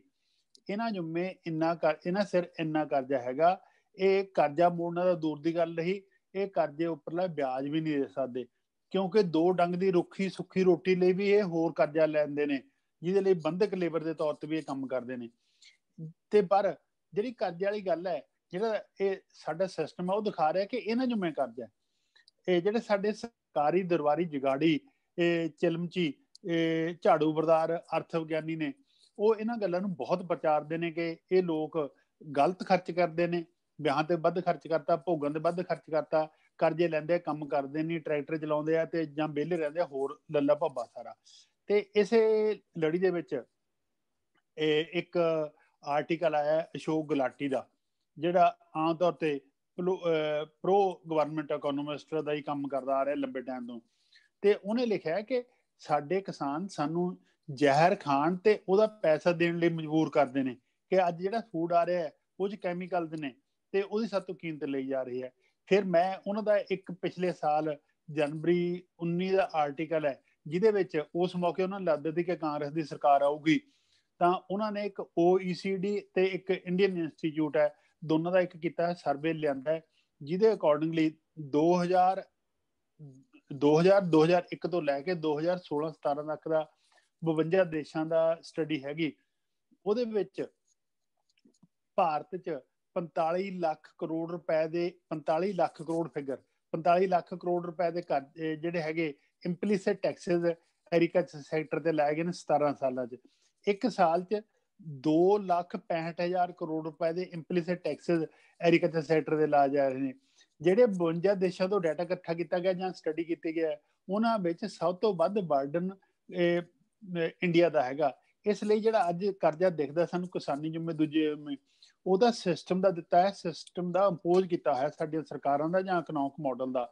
ਸਗੋਂ ਇਹ ਤਾਂ ਜਿਹੜੇ ਸਰਕਾਰੀ ਜਾਂ ਦਰਬਾਰੀ ਅਰਥ ਵਿਗਿਆਨੀ ਨੇ ਅਸ਼ੋਕ ਗੁਲਾਟੀ ਵਰਗੇ, ਉਹ ਤਾਂ ਆਪ ਮੰਨਦੇ ਆ ਕਿ 2,65,000 ਕਰੋੜ ਰੁਪਏ ਦੇ 17 ਸਾਲਾਂ ਲਈ ਉਹਨਾਂ ਨੂੰ ਇੰਪਲੀਸਿਟ ਟੈਕਸ ਲੱਗਦੇ ਆ ਰਹੇ ਨੇ। ਇਸ ਲਈ ਕਰਜ਼ੇ ਜਿਹੜਾ ਦਿਖਾਉਂਦੇ ਕਰਜ਼ੇ ਨੇ ਉਹਨਾਂ ਨਾਲ ਉਹਨਾਂ ਦੀ ਹਾਲਤ ਮਾੜੀ ਕੀਤੀ ਹੈ, ਪਰ ਉਹਨਾਂ ਦਾ ਕਰਜ਼ਾ ਤਾਂ ਸਮਾਜ ਅਤੇ ਸਰਕਾਰ ਵੱਲ ਹੈ ਜਿਹੜਾ ਕਿ ਉਹਨਾਂ ਨੂੰ ਵਾਪਸ ਦੇਣਾ ਮੁੜਦਾ ਬਣਦਾ, ਤਾਂ ਕਿ ਉਹਦਾ ਇੱਕ ਆਮਦਨ ਦਾ ਇੱਕ ਘੱਟੋ ਘੱਟ ਪੱਧਰ ਹੋਵੇ ਜਿੱਥੇ ਜ਼ਿੰਦਗੀ ਦੀਆਂ ਮੁੱਢਲੀਆਂ ਲੋੜਾਂ ਨੂੰ ਸਤਿਕਾਰਯੋਗ ਢੰਗ ਨਾਲ ਉਹ ਪੂਰੀਆਂ ਕਰ ਸਕਣ। ਜੀ ਡਾਕਟਰ ਸਾਹਿਬ, ਇੱਕ ਆਪਾਂ ਗੱਲ ਆਮ ਸੁਣਦੇ ਹੁੰਦੇ ਆ ਕਿ ਜਿਹੜਾ ਵੈਸਟਰਨ ਮਾਡਲ ਆ ਉਹੀ ਇੱਕ ਅਟੱਲ ਸੱਚਾਈ ਆ ਜਿਹਦੇ ਨਾਲ ਕਿ ਹਰ ਇੱਕ ਮੁਲਕ ਅੱਗੇ ਵੱਧ ਸਕਦਾ ਹੈ। ਉਸ ਤੋਂ ਬਗੈਰ ਕੋਈ ਵੀ ਮੁਲਕ ਤਰੱਕੀ ਨਹੀਂ ਕਰ ਸਕਦਾ। ਜਿਹੜੇ ਆਪਣੇ ਪੱਛਮ ਦੇ ਜਿਹੜੇ ਆਈਡੀਓਲੋਜੀਜ਼ ਨੇ ਤੇ ਇਹਨਾਂ ਦੇ ਜਿਹੜੇ ਰੌ ਰੀਤਾਂ ਨੇ, ਉਹਨਾਂ ਤੋਂ ਬਗੈਰ ਅਸੀਂ ਤਰੱਕੀ ਨਹੀਂ ਕਰ ਸਕਦੇ। ਇਹੀ ਜਿਹੜਾ ਮਤਲਬ ਇੱਕ ਲਾਈਨ ਪਰਚਾਈ ਜਾਂਦੀ ਆ। ਤੁਹਾਡੇ ਮੁਤਾਬਿਕ ਤੁਹਾਨੂੰ ਕੀ ਲੱਗਦਾ ਹੈ ਕਿ ਜਿਵੇਂ ਇਸ ਮਾਡਲ ਦੇ ਆਉਣ ਨਾਲ ਜਿਹੜਾ ਆਪਣਾ ਪੰਜਾਬੀ ਸੱਭਿਆਚਾਰ ਆ ਜਾਂ ਇੱਕ ਆਮ ਜਨ ਜੀਵਨ ਆ ਲੋਕਾਂ ਦਾ ਪਿੰਡਾਂ 'ਚ, ਉਹ ਬਿਲਕੁਲ ਹੀ ਉੱਜੜ ਗਿਆ? ਤੁਹਾਨੂੰ ਕੀ ਲੱਗਦਾ ਕਿ ਇਹਦਾ ਕੋਈ ਬਦਲ ਸਾਡੇ ਕੋਲ ਹੈਗਾ, ਜਾਂ ਸਾਨੂੰ ਕਹਿ ਲਓ ਕਿ ਅੰਨੇ ਦੀ ਵਾਹ ਇਹਦੇ ਮਗਰ ਹੀ ਲੱਗ ਕੇ ਸਾਰੇ ਦੇਸ਼ਾਂ ਨੂੰ ਚੱਲਣਾ ਪੈਣਾ? ਨਹੀਂ ਬੇਟੇ, ਪਹਿਲੀ ਗੱਲ ਤਾਂ ਜਿਹੜੀ ਗੱਲ ਤੁਸੀਂ ਕਿਹਾ ਉਹਦਾ ਪਹਿਲਾ ਪਾਰਟ ਮੈਂ ਉਹਦੇ ਨਾਲ ਸਹਿਮਤ ਨਹੀਂ ਕਿ ਵੈਸਟਰਨ ਸਿਸਟਮ ਇੱਕ ਇਹੋ ਜਿਹਾ ਸਿਸਟਮ ਹੈ ਜਿਹੜਾ ਬਾਕੀ ਲੋਕਾਂ ਨੂੰ ਡਿਵੈਲਪਮੈਂਟ 'ਚ ਅੱਗੇ ਜਾ ਸਕਦਾ ਹੈ। ਜੇ ਮੈਂ ਅਮਰੀਕਾ ਦੀ ਗੱਲ ਕਰਾਂ, ਸਟਿਗਲਟਸ ਨੋਬਲ ਪ੍ਰਾਈਜ਼ ਵਿਨਰ ਹੈ, ਉਹਦੀਆਂ 2 ਕਿਤਾਬਾਂ ਬਹੁਤ ਜ਼ਿਆਦਾ ਪੜ੍ਹੀਆਂ ਗਈਆਂ ਨੇ। ਦਾ ਪ੍ਰਾਈਸ ਆਫ ਇਨਇਕੁਐਲਿਟੀ 2012 'ਚ ਆਈ ਸੀ, 2016 'ਚ ਦਾ ਗ੍ਰੇਟ ਡਿਵਾਈਡ ਆਇਆ ਸੀ। ਥਾਮਸ ਪਿਕਟੀ ਦੀ ਬੁੱਕ ਕੈਪੀਟਲ ਇਨ ਦੀ 21st ਸੈਂਚੁਰੀ, ਉਹਨੇ ਤਾਂ ਇਹ ਸਿੱਧ ਕੀਤਾ ਕਿ ਜਿਹੜਾ ਹੁਣ ਇਹ ਵੈਸਟਰਨ ਮਾਡਲ ਹੈ ਇਹ ਚੱਲਦਾ, ਇਹ ਡਿਸਪੈਰਿਟੀਜ਼ ਨੂੰ ਵਧਾ ਰਿਹਾ ਹੈ। ਇਹ top 1% and remaining 99% the divide ਵਧਾ ਰਿਹਾ ਹੈ। ਆਕੂਪਾਈ ਵਾਲ ਸਟਰੀਟ, ਇਹ ਉਹਦੇ ਵਿੱਚੋਂ ਨਿਕਲੀ ਹੋਈ ਪ੍ਰੋਬਲਮ ਸੀ ਜਿਹੜਾ 100 ਦੇਸ਼ਾਂ ਤੋਂ ਵੱਧ ਸੰਘਰਸ਼ ਵਧਿਆ।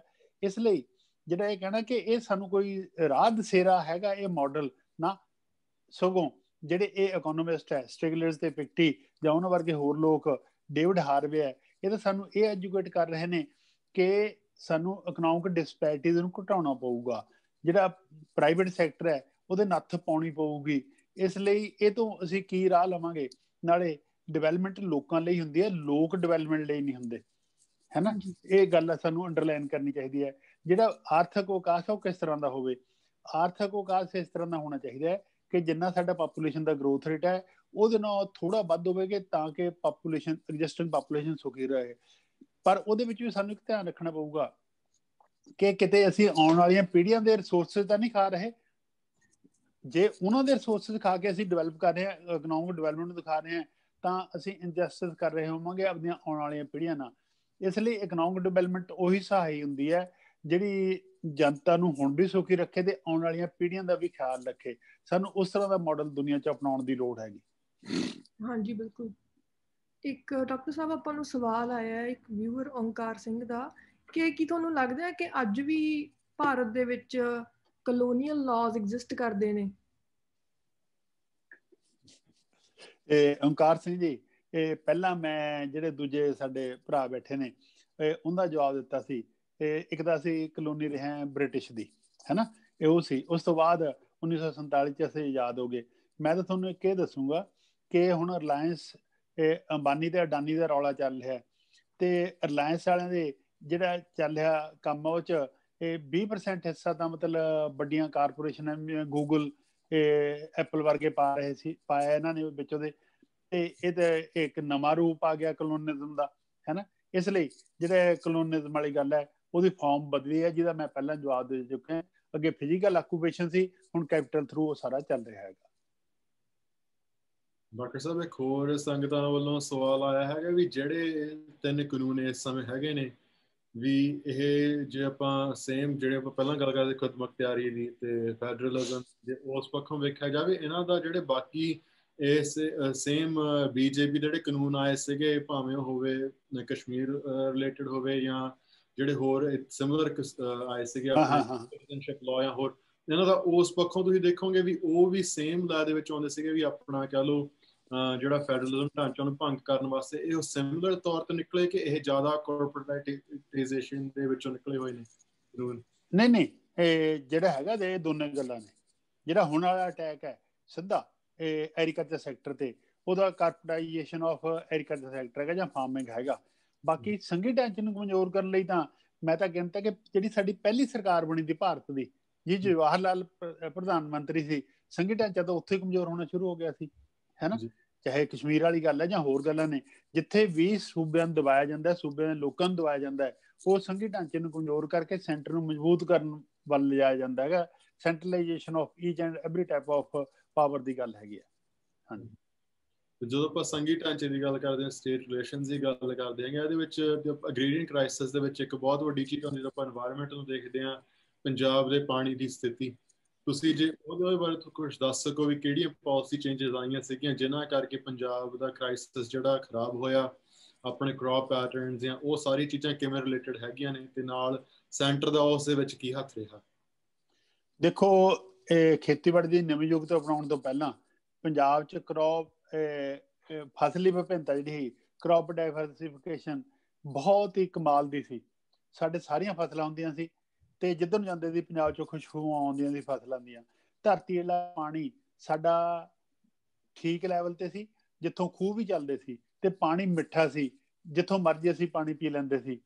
ਪਰ ਜਦ ਤੋਂ ਖੇਤੀਬਾੜੀ ਦੀ ਨਵੀਂ ਯੁੱਗ ਤੋਂ ਅਪਣਾਈ, ਜਿਹ 'ਚ ਰਸਾਇਣ ਵਰਤੇ ਗਏ, ਰਸਾਇਣਿਕ ਖਾਦਾਂ, ਕੀਟਨਾਸ਼ਕ, ਨਦੀਨਨਾਸ਼ਕ, ਉੱਲੀਨਾਸ਼ਕ ਐਰਾ ਵਗੈਰਾ ਵਗੈਰਾ, ਉਹਦੇ ਨਾਲ ਸਾਡਾ ਸਾਰਾ ਸਿਸਟਮ ਖਰਾਬ ਹੋਣਾ ਸ਼ੁਰੂ ਹੋਇਆ।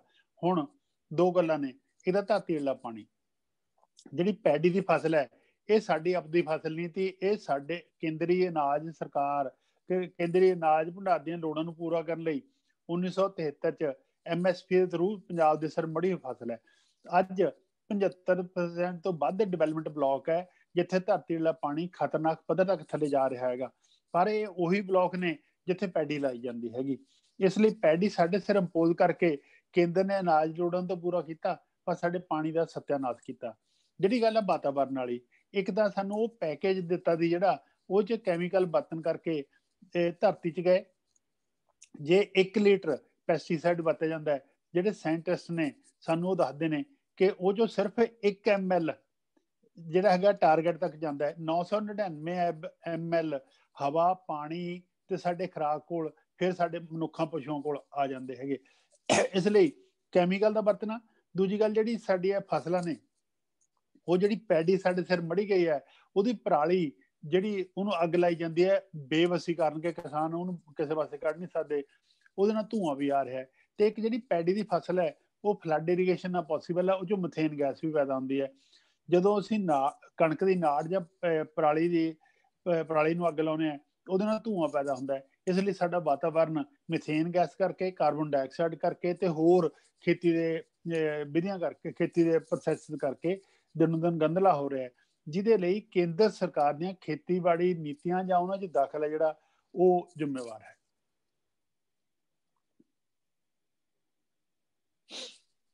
ਡਾਕਟਰ ਸਾਹਿਬ, ਇੱਕ ਸਵਾਲ ਹੋਰ ਹੈ ਕਿ ਭਾਰਤ ਦੇ ਵਿੱਚ ਜਿਹੜੀ ਪ੍ਰਾਈਵੇਟਾਈਜੇਸ਼ਨ ਆਈ ਹੈ, ਇਹ ਜਦੋਂ ਭਾਰਤ ਗੈਟ ਦਾ ਮੈਂਬਰ ਬਣਿਆ ਉਦੋਂ ਤੋਂ ਆਈ ਹੈ, ਤਾਂ ਤੁਹਾਡੇ ਇਹਦੇ ਬਾਰੇ ਕੀ ਵਿਚਾਰ ਨੇ ਕਿ ਅਸਲ 'ਚ ਇਹੀ ਗੱਲ ਹੈ ਜਾਂ ਇਹਦੇ ਪਿੱਛੇ ਕੋਈ ਹੋਰ ਐਸਪੈਕਟ ਕੰਮ ਕਰਦੇ ਆ? ਬੇਟਾ, ਜਿੱਦਣ ਆਪਾਂ ਆਜ਼ਾਦ ਹੋਏ ਸੀ, ਜਿਸ ਤਰ੍ਹਾਂ ਦੇ ਵੀ ਆਜ਼ਾਦ ਹੋਏ ਸੀ, ਜਦ ਵੀ ਸਾਡੇ ਕੋਲ ਪ੍ਰਾਈਵੇਟ ਸੈਕਟਰ ਹੈਗਾ ਸੀ, ਪਰ 1950 'ਚ ਯੋਜਨਾ ਕਮਿਸ਼ਨ ਬਣਨ ਤੋਂ ਬਾਅਦ 1951 ਤੋਂ ਯੋਜਨਾਬੰਦੀ ਸ਼ੁਰੂ ਹੋਣ ਨਾਲ ਸਾਡਾ ਪਬਲਿਕ ਸੈਕਟਰ ਵਧਿਆ। ਪਬਲਿਕ ਸੈਕਟਰ ਵਧਣ ਨਾਲ ਜਿਹੜਾ ਪ੍ਰਾਈਵੇਟ ਸੈਕਟਰ ਹੈ ਉਹਦੀ ਰੈਗੂਲੇਸ਼ਨ ਵੀ ਵਧੀ। ਤਾਂ ਹੀ 1951 ਤੋਂ 1980 ਨੂੰ ਯੋਜਨਾਬੰਦੀ ਪੀਰੀਅਡ ਕਿਹਾ ਜਾਂਦਾ ਹੈ, ਜਿਸ 'ਚ ਆਰਥਿਕ ਸਮਾਨਤਾਵਾਂ ਘਟੀਆਂ ਨੇ। ਪਰ ਪ੍ਰਾਈਵੇਟ ਸੈਕਟਰ ਦਾ ਤੇਜ਼ੀ ਨਾਲ ਵਾਧਾ 1991 ਤੋਂ ਸ਼ੁਰੂ ਹੁੰਦਾ ਹੈ। 1980 ਤੋਂ ਪੁੱਠੇ ਗੇਅਰ 'ਚ ਪਤਾ ਤੇ ਆਪਾਂ ਯੋਜਨਾਬੰਦੀ ਨੂੰ, ਫਿਰ NDA ਸਰਕਾਰ ਨੇ ਤਾਂ ਉਹਦਾ ਭੋਗ ਪਾ ਕੇ ਨੀਤੀ ਆਯੋਗ ਬਣਾਤਾ, ਹੈ ਨਾ। ਤੇ ਹੁਣ 1991 ਤੋਂ ਕੀਤਾ ਚੱਲ ਪਿਆ। 1995 'ਚ ਵਰਲਡ ਟ੍ਰੇਡ ਆਰਗੇਨਾਈਜੇਸ਼ਨ ਬਣੀ। ਸਾਨੂੰ ਦੱਸਿਆ ਗਿਆ ਤੇ ਕਿ ਹੁਣ ਘੱਟੋ ਘੱਟ ਕਿਸਾਨ ਮਾਲੋ ਮਾਲ ਹੋ ਜਾਣਗੇ, ਬਾਹਰਲੇ ਦੇਸ਼ਾਂ ਨੂੰ ਅਨਾਜ ਭੇਜਿਆ ਕਰਨਗੇ। 86% ਕਿਸਾਨ ਉਹ ਹੈ ਜਿਹਨਾਂ ਕੋਲ ਵੇਚਣ ਲਈ ਉਹ ਬਹੁਤ ਘੱਟ ਹੈ, ਉਹਦਾ ਜੇ ਮੰਡੀ ਜਾਂਦਾ ਤਾਂ ਵੀ ਕਿਰਾਏ ਦਾ ਸਾਧਨ ਭਾਲਦੇ ਨੇ। ਇਹ ਕਿਹੜੇ ਕਿਸਾਨ ਨੇ ਬਾਹਰ ਵੇਚਣ ਦੀ, ਉਹ ਭੁਲੇਖੇ ਦਾ ਦੂਰ ਹੋ ਗਏ। ਇਸ ਲਈ ਕੁੱਲ ਮਿਲਾ ਕੇ 1991 ਤੋਂ ਸਾਡੇ ਪਈਆਂ ਨੀਤੀਆਂ ਤੇ ਇੰਟਰਨੈਸ਼ਨਲ ਫਾਈਨੈਂਸ਼ੀਅਲ ਆਰਗੇਨਾਈਜੇਸ਼ਨ, ਜਿਵੇਂ ਇੰਟਰਨੈਸ਼ਨਲ ਮੋਨਟਰੀ ਫੰਡ ਹੈ, ਵਰਲਡ ਬੈਂਕ ਹੈ, ਵਰਲਡ ਟ੍ਰੇਡ ਆਰਗੇਨਾਈਜੇਸ਼ਨ ਹੈ, ਜਾਂ ਇਸ ਤਰ੍ਹਾਂ ਹੋਰ ਅਦਾਰੇ ਨੇ ਤੇ ਸਰਮਾਏਦਾਰ ਦੇਸ਼ ਨੇ, ਉਹ ਲਗਾਤਾਰ ਇਹ ਥਰਡ ਵਰਲਡ ਕੰਟਰੀ ਤੇ ਜਾਂ ਡਿਵੈਲਪਿੰਗ ਕੰਟਰੀ ਤੇ ਜ਼ੋਰ ਪਾਉਂਦੇ ਰਹਿੰਦੇ ਆ ਕਿ ਅਸੀਂ ਮਾਰਕੀਟ ਵੱਲ ਆਈਏ। ਉਹ ਮਾਰਕੀਟ ਨੂੰ ਸਾਰੀਆਂ ਆਰਥਿਕ ਸਮੱਸਿਆਵਾਂ ਦਾ ਹੱਲ ਦੱਸਦੇ ਆ, ਜਦੋਂ ਕਿ ਅਸਲੀਅਤ ਹੈਗੀ ਕਿ ਇਹ ਹੁਣ ਪ੍ਰੂਵ ਹੋ ਚੁੱਕਿਆ ਹੈ ਕਿ ਮਾਰਕੀਟ ਸਾਰੀਆਂ ਸਮੱਸਿਆਵਾਂ ਦਾ ਹੱਲ ਨਹੀਂ। ਜਦੋਂ ਰਿਸੈਸ਼ਨ ਹੁਣ ਚੱਲ ਰਿਹਾ ਹੈ ਜਾਂ ਰਿਸੈਸ਼ਨ ਬਾਰ-ਬਾਰ ਆ ਰਿਹਾ, ਡਿਪਰੈਸ਼ਨ 30 ਚ ਆਇਆ ਸੀ, ਤੇ ਜਦੋਂ ਮਾਰਕੀਟ ਫੇਲ ਹੁੰਦੀ ਹੈ, ਜਿਹੜੇ ਲੋਕ ਕਹਿੰਦੇ ਕਿ ਮਾਰਕੀਟ ਸਾਰੀਆਂ ਸਮੱਸਿਆਵਾਂ ਦਾ ਹੱਲ ਹੈ, ਬੇਲ ਆਊਟ ਪੈਕੇਜ ਲੈਣ ਵਾਲੇ $1 ਟ੍ਰਿਲੀਅਨ ਦੇ ਉਹੀ ਲੋਕ ਹੁੰਦੇ ਨੇ, ਫਿਰ ਉਹ ਸਰਕਾਰ ਦੇ ਵਜਨ ਬਣ ਜਾਂਦੇ ਨੇ। ਇਸ ਲਈ ਪ੍ਰਾਈਵੇਟਾਈਜੇਸ਼ਨ ਜਿਹੜਾ ਹੈਗਾ ਇਹ ਇਸ ਤਰ੍ਹਾਂ ਦੇ ਸੰਦਰਭ ਵਿੱਚ ਚੱਲ ਰਿਹਾ ਹੈਗਾ। ਹਾਂਜੀ ਡਾਕਟਰ ਸਾਹਿਬ, ਤੁਸੀਂ ਇੱਕ ਦੋ ਵਾਰ ਆਖਿਆ, ਆਪਾਂ ਜਦੋਂ ਗੱਲਬਾਤ ਕਰ ਰਹੇ ਹੈਗੇ ਆ ਵੀ ਇਸ ਜਿਹੜਾ ਅਸਲੀ ਸੰਘਰਸ਼ ਆ, ਇਹ ਜੋ ਕਰੰਟ ਜਿਹੜੀਆਂ ਆਪਣੀਆਂ ਡਿਮਾਂਡਸ ਹੈ ਜਦੋਂ ਮੀਟ ਹੋ ਗਈਆਂ, ਉਸ ਤੋਂ ਬਾਅਦ ਗਾਹਾਂ ਦੀ ਗੱਲ ਸ਼ੁਰੂ ਹੋਣੀ ਹੈ, ਜਿਹਦੇ ਵਿੱਚ ਆਪਾਂ ਬੜੇ ਸਪੈਸੀਫਿਕ ਤੌਰ ਤੇ ਆਪਾਂ ਨੂੰ ਗਾਹ ਵਧਣਾ ਪੈਣਾ ਹੈਗਾ ਇਕਨੋਮਿਕ ਰਿਫਾਰਮ ਵਾਸਤੇ। ਜੇ ਤੁਸੀਂ ਤੁਹਾਡੇ ਹਿਸਾਬ ਦੇ ਨਾਲ ਕਿਹੜੀਆਂ ਚੀਜ਼ਾਂ ਹੈਗੀਆਂ ਜਿਨ੍ਹਾਂ ਤੇ ਆਪਾਂ ਨੂੰ ਫੋਕਸ ਰੱਖਣਾ ਚਾਹੀਦਾ ਹੈ, ਜਿਹੜੇ ਪਾਲਿਸੀ ਸੋਲੂਸ਼ਨਸ ਨੇ, ਜੇ ਤੁਹਾਡੇ ਮਨ ਵਿੱਚ ਕੋਈ ਹੋਣ, ਜੇ ਤੁਸੀਂ ਸੰਗਤਾਂ ਨਾਲ ਸਾਂਝੇ ਕਰਨਾ ਚਾਹੁੰਦੇ ਹੋ, ਵੀ ਜਿਹੜੀਆਂ ਚੀਜ਼ਾਂ ਆਪਾਂ ਨੂੰ ਕਹਿ ਲਓ ਵੀ ਆਪਣੀ ਮੰਗ ਦੇ ਵਿੱਚ ਜਾਂ ਜਿਨ੍ਹਾਂ ਵਾਸਤੇ ਆਪਣਾ ਸੰਘਰਸ਼ ਗਾਹਾਂ ਹੋਣਾ ਚਾਹੀਦਾ ਹੈ, ਵੀ ਉਹ ਕੀ ਹੋਣਗੀਆਂ? ਦੇਖੋ, ਮੈਨੂੰ ਲੱਗਦਾ ਹੈ ਕੇਂਦਰ ਸਰਕਾਰ ਅੱਜ ਦੀਆਂ ਉਹਨੇ ਸਾਰੀਆਂ ਮੰਗਾਂ ਮੰਨ ਲਵੇ, ਅਸੀਂ ਉਹ ਸਿਚੁਏਸ਼ਨ 'ਚ ਆ ਜਾਵਾਂਗੇ ਜਿੱਥੇ ਗਰੀਬੀ ਹੈ, ਕਰਜ਼ਾ ਹੈ, ਦੁਰਕਾਰਿਆ ਜਾਣਾ ਹੈ, ਖੁਦਕਸ਼ੀਆਂ ਨੇ ਉਜਾੜਿਆ ਜਾਣਾ, ਸਾਰਾ ਕੁਛ ਹੈਗਾ। ਸਾਨੂੰ ਉਹ ਜੋ ਨਿਕਲਣ ਲਈ ਇਹ ਹੈ ਕਿ ਇਹ ਸੰਘਰਸ਼ ਦੇ ਵਿੱਚ ਬਾਕੀ ਵਰਗਾਂ ਨੇ ਬਹੁਤ ਸਾਥ ਦਿੱਤਾ ਹੈ ਤੇ ਬਾਕੀ ਵਰਗ ਵੀ ਦੁਖੀ ਨੇ, ਇਸੇ ਵੱਡੇ ਲੈਵਲ ਤੇ ਉਹਦੀ ਪਾਰਟਿਸਿਪੇਸ਼ਨ ਹੈਗੀ। ਇਸ ਦੀ ਪ੍ਰਸ਼ੰਸਾ ਵੱਖ-ਵੱਖ ਦੇਸ਼ਾਂ 'ਚ, ਕੁਝ ਦੇਸ਼ਾਂ ਸਰਕਾਰਾਂ, ਇੱਥੋਂ ਤੱਕ UN ਦੇ ਹੈਡ ਤੱਕ ਵੀ ਉਹਦੀ ਪ੍ਰਸ਼ੰਸਾ ਆਈ ਹੈ ਕਿ ਵਧੀਆ ਹੈਗਾ ਚੱਲਦਾ। ਤੇ ਮੁੜ ਕੇ ਆ ਕੇ ਇਸ ਸੰਘਰਸ਼ ਦੇ ਜਿਹੜੇ ਸੁਨੇਹੇ ਨੇ, ਨਾ ਉਮੀਦੀ ਚੋਂ ਉਮੀਦੀ, ਉਮੀਦ ਤਾਂ ਪੈਦਾ ਹੋਊਗੀ ਕਿ ਸੰਘਰਸ਼ ਨਾਲ ਗੱਲਾਂ ਹੋਣਗੀਆਂ। ਇੱਕ ਦੂਜੀ ਗੱਲ, ਜ਼ਿੰਦਗੀ ਹੀ ਸੰਘਰਸ਼ ਹੈ, ਸਾਰੀ ਜ਼ਿੰਦਗੀ ਸੰਘਰਸ਼ ਕਰਨਾ ਪਊਗਾ। ਇੱਕ ਜਿਹੜਾ ਇਕਨੋਮਿਕ ਮਾਡਲ ਬਦਲਣ ਵਾਲੀ ਗੱਲ ਹੈ, ਸਾਨੂੰ ਇਕਨੋਮਿਕ ਮਾਡਲ ਇਸ ਤਰ੍ਹਾਂ ਦਾ ਅਪਣਾਉਣਾ ਪਊਗਾ, ਜਿਹੜੀ ਸਾਡੀ ਡਿਵੈਲਪਮੈਂਟ ਹੈ ਉਹ ਇਸ ਤਰ੍ਹਾਂ ਦੀ ਹੋਵੇ ਕਿ ਨਾ ਤਾਂ ਅਸੀਂ ਆਉਣ ਵਾਲੀਆਂ ਪੀੜ੍ਹੀਆਂ ਦੇ ਰਿਸੋਰਸਿਸ ਨੂੰ ਖਾਈਏ, ਤੇ ਸਗੋਂ ਜਿਹੜੀ ਉਹਦੀ ਡਿਵੈਲਪਮੈਂਟ ਹੈ, ਉਹਦਾ ਜਿਹੜੀ ਸ਼ੇਅਰਿੰਗ ਹੈ ਉਹ ਇਸ ਤਰ੍ਹਾਂ ਹੋਵੇ ਕਿ ਥੱਲੇ ਵਾਲਿਆਂ ਦਾ ਹਿੱਸਾ ਵਧੇ, ਉੱਪਰਲਿਆਂ ਦਾ ਹਿੱਸਾ ਘਟੇ।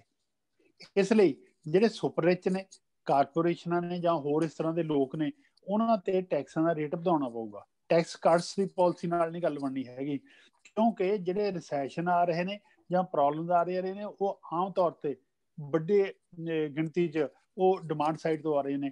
ਡਿਮਾਂਡ ਤਾਂ ਹੀ ਪੈਦਾ ਹੋਊਗੀ ਜੇ ਅਸੀਂ ਵਰਕਿੰਗ ਕਲਾਸ ਨੂੰ ਸੁਖੀ ਰੱਖਾਂਗੇ।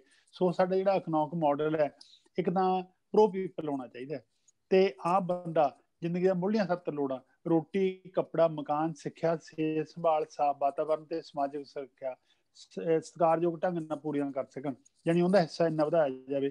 ਦੂਜੀ ਗੱਲ ਹੈ ਕਿ ਉਹ ਪ੍ਰੋ ਨੇਚਰ ਵੀ ਹੋਣਾ ਚਾਹੀਦਾ। ਜਿਸ ਤਰ੍ਹਾਂ ਅਸੀਂ ਹੁਣ ਕੁਦਰਤੀ ਸਾਧਨ ਦਾ ਉਜਾੜਾ ਕਰਕੇ ਵਿਕਾਸ ਕਰਦੇ ਹਾਂ ਸਿਰਫ ਇਸ ਲਈ ਕਿ ਕਾਰਪੋਰੇਸ਼ਨਾਂ ਨੂੰ ਵੱਡੇ ਗੱਫੇ ਮਿਲ ਜਾਣ, ਉਦੋਂ ਵੀ ਸਾਨੂੰ ਖੜਾ ਛਡਾਉਣਾ ਪਊਗਾ, ਸਾਨੂੰ ਕੁਦਰਤ ਵੱਲ ਨੂੰ ਵੀ ਆਉਣਾ ਪੈਣਾ। ਇਹਦੇ ਨਾਲ ਬੇਟਾ ਮੈਂ ਇੱਕ ਗੱਲ ਹੋਰ ਦੱਸਦਾ, ਇਹ ਤਾਂ ਹੈਗੇ ਸਰਕਾਰ ਵਾਲੇ ਪਾਸੋਂ ਕਰਨ ਵਾਲੀਆਂ ਗੱਲਾਂ, ਤੇ ਪਰ ਕਿਸਾਨਾਂ ਨੂੰ ਕੁਝ ਗੱਲਾਂ ਆਪ ਵੀ ਕਰਨੀਆਂ ਪੈਣਗੀਆਂ। ਅੱਜ ਜਿਹੜੀ ਖੇਤੀ ਹੈ ਇਹ ਇੰਡੀਵਿਜੂਅਲ ਫਾਰਮਰ ਕਰ ਰਹੇ ਨੇ ਆਪੋ ਆਪਦੀ। ਪੰਜਾਬ ਦੇ ਦਲਿਤ ਪਰਿਵਾਰਾਂ ਨੇ, ਜ਼ਮੀਨ ਪ੍ਰਾਪਤ ਸੰਘਰਸ਼ ਕਮੇਟੀ ਵਾਲਿਆਂ ਨੇ, ਤੇ ਕੇਰਲਾ ਦੀਆਂ ਔਰਤ ਮਜ਼ਦੂਰਾਂ ਨੇ ਇੱਕ ਗੱਲ ਸਿੱਧ ਕਰਤੀ ਹੈ ਕਿ ਜਿਹੜਾ ਸਾਡੀ ਸਹਿਕਾਰੀ ਖੇਤੀਬਾੜੀ ਹੈ ਉਹਦੇ ਨਾਲ ਵੀ ਕਾਫੀ ਸਮੱਸਿਆਵਾਂ ਹੱਲ ਹੋ ਸਕਦੀਆਂ ਨੇ। ਇਸ ਲਈ ਸਾਨੂੰ ਅੱਜ ਵਾਲੀ ਖੇਤੀ ਤੋਂ ਸਹਿਕਾਰੀ ਖੇਤੀਬਾੜੀ ਵੱਲ ਆਉਣਾ ਪਊਗਾ, ਸਹਿਕਾਰਤਾ ਵੱਲ ਆਉਣਾ ਪਊਗਾ। ਐਗਰੋ ਪ੍ਰੋਸੈਸਿੰਗ ਵਿੱਚ ਵੀ ਇਹ ਸਾਨੂੰ ਸਹਿਕਾਰੀ ਅਦਾਰੇ ਲਾ ਕੇ ਨੇੜੇ ਦੇ ਕਸਬੇ, ਸ਼ਹਿਰਾਂ ਦੇ ਵਿੱਚ ਜਾ ਕੇ ਵੀ ਆਪਦੀ ਸੈਲਿੰਗ ਲਈ ਆਪਦੇ ਆਪ ਬੂਥ ਬਣਾ ਕੇ ਕੰਮ ਕਰਨੇ ਪੈਣਗੇ। ਹਾਂਜੀ ਡਾਕਟਰ ਸਾਹਿਬ, ਮੈਂ ਕਹਿੰਦੀ ਸੀ ਕਿ ਜਦੋਂ ਅਸੀਂ ਪੜ੍ਹਦੇ ਹੁੰਦੇ ਸੀਗੇ, ਸਾਨੂੰ ਪੋਲੀਟਿਕਸ 'ਚ ਪੜ੍ਹਾਇਆ ਜਾਂਦਾ ਸੀ ਕਿ World War II ਤੇ ਉਸ ਦੇ ਬਾਅਦ 'ਚ ਜਿਹੜਾ ਭਾਰਤ ਦਾ ਝੁਕਾਅ ਹੈ ਉਹ ਜ਼ਿਆਦਾ USSR ਵੱਲ ਰਿਹਾ, ਸੋਵੀਅਤ ਸੰਘ ਵੱਲ। ਤੇ ਉਹਨਾਂ ਨੇ 20 ਸਾਲ ਦੀ ਕੋਈ ਐਗਰੀਮੈਂਟ ਕੀਤਾ ਸੀਗਾ USSR ਦੇ ਨਾਲ। ਤੇ ਆਪਾਂ ਨੂੰ ਪਤਾ ਕਿ ਜਿਹੜੀ ਸੋਵੀਅਤ ਸੰਘ ਦੀ ਜਿਹੜੀ ਆਈਡੀਓਲੋਜੀ ਸੀਗੀ ਉਹ ਸੋਸ਼ਲਿਸਟ ਸੀਗੀ, ਸਿੱਧੇ ਭਾਸ਼ਾ 'ਚ ਕਹਿ ਲਈਏ ਜਿਹੜੀ ਕਾਮਰੇਡਾਂ ਵਾਲੀ ਹੈ ਉਹ ਵਾਲੀ। ਤੇ ਜਿਹੜੀ ਆਪਣੀ ਉਸ ਤੋਂ ਬਾਅਦ ਕੀ ਹੋਇਆ ਕਿ ਹੌਲੀ ਹੌਲੀ ਭਾਰਤ ਅਮਰੀਕਾ ਵੱਲ ਵੱਧਦਾ ਗਿਆ, ਕੈਪੀਟਲਿਸਟ ਇਕੋਨਮੀ ਵੱਲ ਵੱਧਦਾ ਗਿਆ। ਮੈਂ ਇਹ ਜਾਣਨਾ ਚਾਹੁੰਦੀ ਹਾਂ ਕਿ ਕੀ ਭਾਰਤ ਨੂੰ ਇਹ ਲੱਗਿਆ ਕਿ ਜਿਹੜੀ ਸੋਸ਼ਲਿਸਟ ਮਾਡਲ ਹੈ ਉਹ ਕੰਮ ਦਾ ਨਹੀਂ ਗਾ, ਤਾਂ ਹੀ ਉਹ ਇੰਨੀ ਤੇਜ਼ੀ ਨਾਲ ਕੈਪੀਟਲਿਸਟ ਜਿਹੜੀਆਂ ਕੰਟਰੀਜ਼ ਨੇ ਉਹਨਾਂ ਵੱਲ ਵੱਧਦੇ ਗਏ? ਬੇਟਾ ਜਿਹੜੀ ਮੇਰੀ ਸੋਚ ਹੈ ਉਹ ਮੇਰੇ ਆਪਦੀ ਹੈ, ਉਹਦੇ ਨਾਲ ਤੁਸੀਂ ਸਹਿਮਤ ਹੋ ਸਕਦੇ ਹੋ, ਅਸਹਿਮਤ ਹੋ ਸਕਦੇ ਹੋ। ਜੇ ਸਹਿਮਤ ਹੋਵੋਗੇ ਉਹਦੇ ਲਈ ਆਪਾਂ ਸਹਿਮਤੀ ਲਈ ਸਹਿਮਤੀ ਕਰ ਲਾਂਗੇ, ਹੈ ਨਾ। ਦੇਖੋ ਜਿਹੜਾ ਹੈਗਾ ਸੋਸ਼ਲਿਸਟ ਮਾਡਲ, ਇਹ ਜਿਸ ਤਰ੍ਹਾਂ ਅਪਣਾਇਆ ਗਿਆ, ਉਹਦੀਆਂ ਜਿਹੜੀਆਂ ਪ੍ਰੋਬਲਮਸ ਆਈਆਂ ਉਹ ਜੋ ਆਮ ਤੌਰ ਤੇ ਉਹ ਖਿੰਡ ਗਿਆ ਹੈਗਾ, ਹੈ ਨਾ। ਪਰ ਅੱਜ ਡੈਮੋਕ੍ਰੈਟਿਕ ਸੋਸ਼ਲਿਜ਼ਮ ਦੀ ਗੱਲ ਹੋ ਰਹੀ ਹੈ, ਇੱਥੋਂ ਤੱਕ ਕਿ ਬਰਨੀ ਸੈਂਡਰਸ ਨੂੰ ਤਾਂ ਸੋਸ਼ਲਿਸਟ ਕਿਹਾ ਜਾਂਦਾ, ਉਹ ਤਾਂ ਕੈਪੀਟਲਿਸਟ ਕੰਟਰੀ ਦਾ ਰਹਿਣ ਵਾਲਾ ਹੈਗਾ, ਹੈ ਨਾ। ਜੇ ਉਹ ਲੋਕਾਂ ਦੇ ਹੱਕਾਂ ਦੀ ਗੱਲ ਕਰਦਾ ਹੈ, ਸਾਨੂੰ ਲੋਕਾਂ ਦੇ ਹੱਕਾਂ ਦੀ ਗੱਲ ਤਾਂ ਕਰਨੀ ਪਊਗੀ। ਜਿਹੜਾ ਸਿਸਟਮ, ਜਿਹੜਾ ਕੈਪੀਟਲਿਜ਼ਮ ਹੈ, ਇਹ ਪ੍ਰੋ ਕਾਰਪੋਰੇਟ ਮਾਡਲ ਵਾਲਾ ਕੈਪੀਟਲਿਜ਼ਮ ਹੈ, ਇਹ ਉਹ ਵੀ 1% ਤੇ 99% ਤੇ ਗੈਪ ਵਧਾ ਰਿਹਾ। ਮੈਂ ਅਮਰੀਕਾ ਕੈਨੇਡਾ 'ਚ ਵੀ ਦੇਖਿਆ, ਲੋਕ ਹੱਥ ਅੱਡ ਕੇ ਵੀ ਮੰਗਦੇ ਨੇ, ਗਲ 'ਚ ਪੱਟੀਆਂ ਜਿਹੀਆਂ ਪਾ ਕੇ ਵੀ ਮੰਗਦੇ ਹੁੰਦੇ ਆ, ਹੈ ਨਾ। ਹੰਗਰੀ ਜਾਂ ਕੁਛ ਹੋਰ ਲਿਖਿਆ ਹੁੰਦਾ ਵੱਖ-ਵੱਖ ਥਾਂ ਤੇ। ਇਹ ਕਿਉਂ ਹੈ? ਇਹ ਕੈਪੀਟਲਿਜ਼ਮ ਦੀ ਦੇਣ ਹੈਗੀ, ਹੈ ਨਾ। ਤੇ ਸਾਨੂੰ ਬਹੁਤ ਜ਼ਿਆਦਾ ਖੁਸ਼ ਇਸ ਲਈ ਨਹੀਂ ਹੋਣਾ ਚਾਹੀਦਾ ਕਿ ਕੈਨੇਡਾ ਦੇ ਪ੍ਰਧਾਨ ਮੰਤਰੀ ਨੇ ਸਾਡਾ ਹਾਦਾ ਨਾਅਰਾ ਮਾਰਿਆ। ਜਿਹੜਾ ਹਾਦਾ ਨਾਅਰਾ ਮਾਰਿਆ ਉਹਦੇ ਅਸੀਂ ਸ਼ੁਕਰਗੁਜ਼ਾਰ ਹਾਂ, ਪਰ ਵੀਟ ਪ੍ਰਾਈਸ ਬੋਰਡ ਤਾਂ ਇਸੇ ਪ੍ਰਧਾਨ ਮੰਤਰੀ ਨੇ ਖਤਮ ਕੀਤਾ ਸੀ, ਉਹ ਵੀ ਮਿਨੀਮਮ ਸਪੋਰਟ ਪ੍ਰਾਈਸ ਵਾਲੀ ਗੱਲ ਸੀ। ਇਸ ਲਈ ਜਿਹੜੇ ਸਰਮਾਏਦਾਰ ਨੀਤੀਆਂ ਨੇ ਜਾਂ ਸਰਮਾਏਦਾਰ ਦੇਸ਼ਾਂ ਦੀਆਂ ਨੀਤੀਆਂ ਨੇ, ਇਹ ਉਹਨਾਂ ਨੂੰ ਰੈਗੂਲੇਟ ਕਰਨਾ ਪੈਣਾ, ਉਹਨਾਂ ਨੂੰ ਪ੍ਰੋ ਪੀਪਲ ਬਣਾਉਣਾ ਪੈਣਾ, ਤਾਂ ਕਿ ਇਨਸੈਂਟਿਵ ਵੀ ਰਹੇ, ਜਿਹੜਾ ਵੱਧ ਕੰਮ ਕਰਨ ਵਾਲਾ ਬੰਦਾ ਉਹਨੂੰ ਵੱਧ ਮਿਲੇ, ਤੇ ਪਰ ਨਾਲ ਆਮ ਲੋਕਾਂ ਦੀਆਂ ਲੋੜਾਂ ਪੂਰੀਆਂ ਹੋਣ। ਜਿਹੜਾ ਹੈਗਾ ਸਾਡੇ ਸਿੱਖੀ ਸਿਧਾਂਤ ਕਿ ਉਹਦੇ ਵਿੱਚੋਂ ਵੰਡ ਕੇ ਛਕਣ ਵਾਲੀ ਗੱਲ ਵੀ ਕਰਨੀ ਪਊਗੀ। ਜੇ ਬੇਲੋੜਾ ਅਸੀਂ ਇਕੱਠਾ ਕਰੀ ਜਾਂਦੇ, ਉਹ ਇਨਸਾਨ ਦੇ ਸਰੀਰ ਤੇ ਥੱਲੇ ਵੱਧ ਜਾਂਦਾ ਹੁੰਦਾ, ਉਹਦੇ ਨਾਲ ਬਿਮਾਰੀਆਂ ਆਉਂਦੀਆਂ ਹੁੰਦੀਆਂ ਨੇ, ਉਹਦਾ ਫਾਇਦਾ ਕੋਈ ਨਹੀਂ ਹੁੰਦਾ।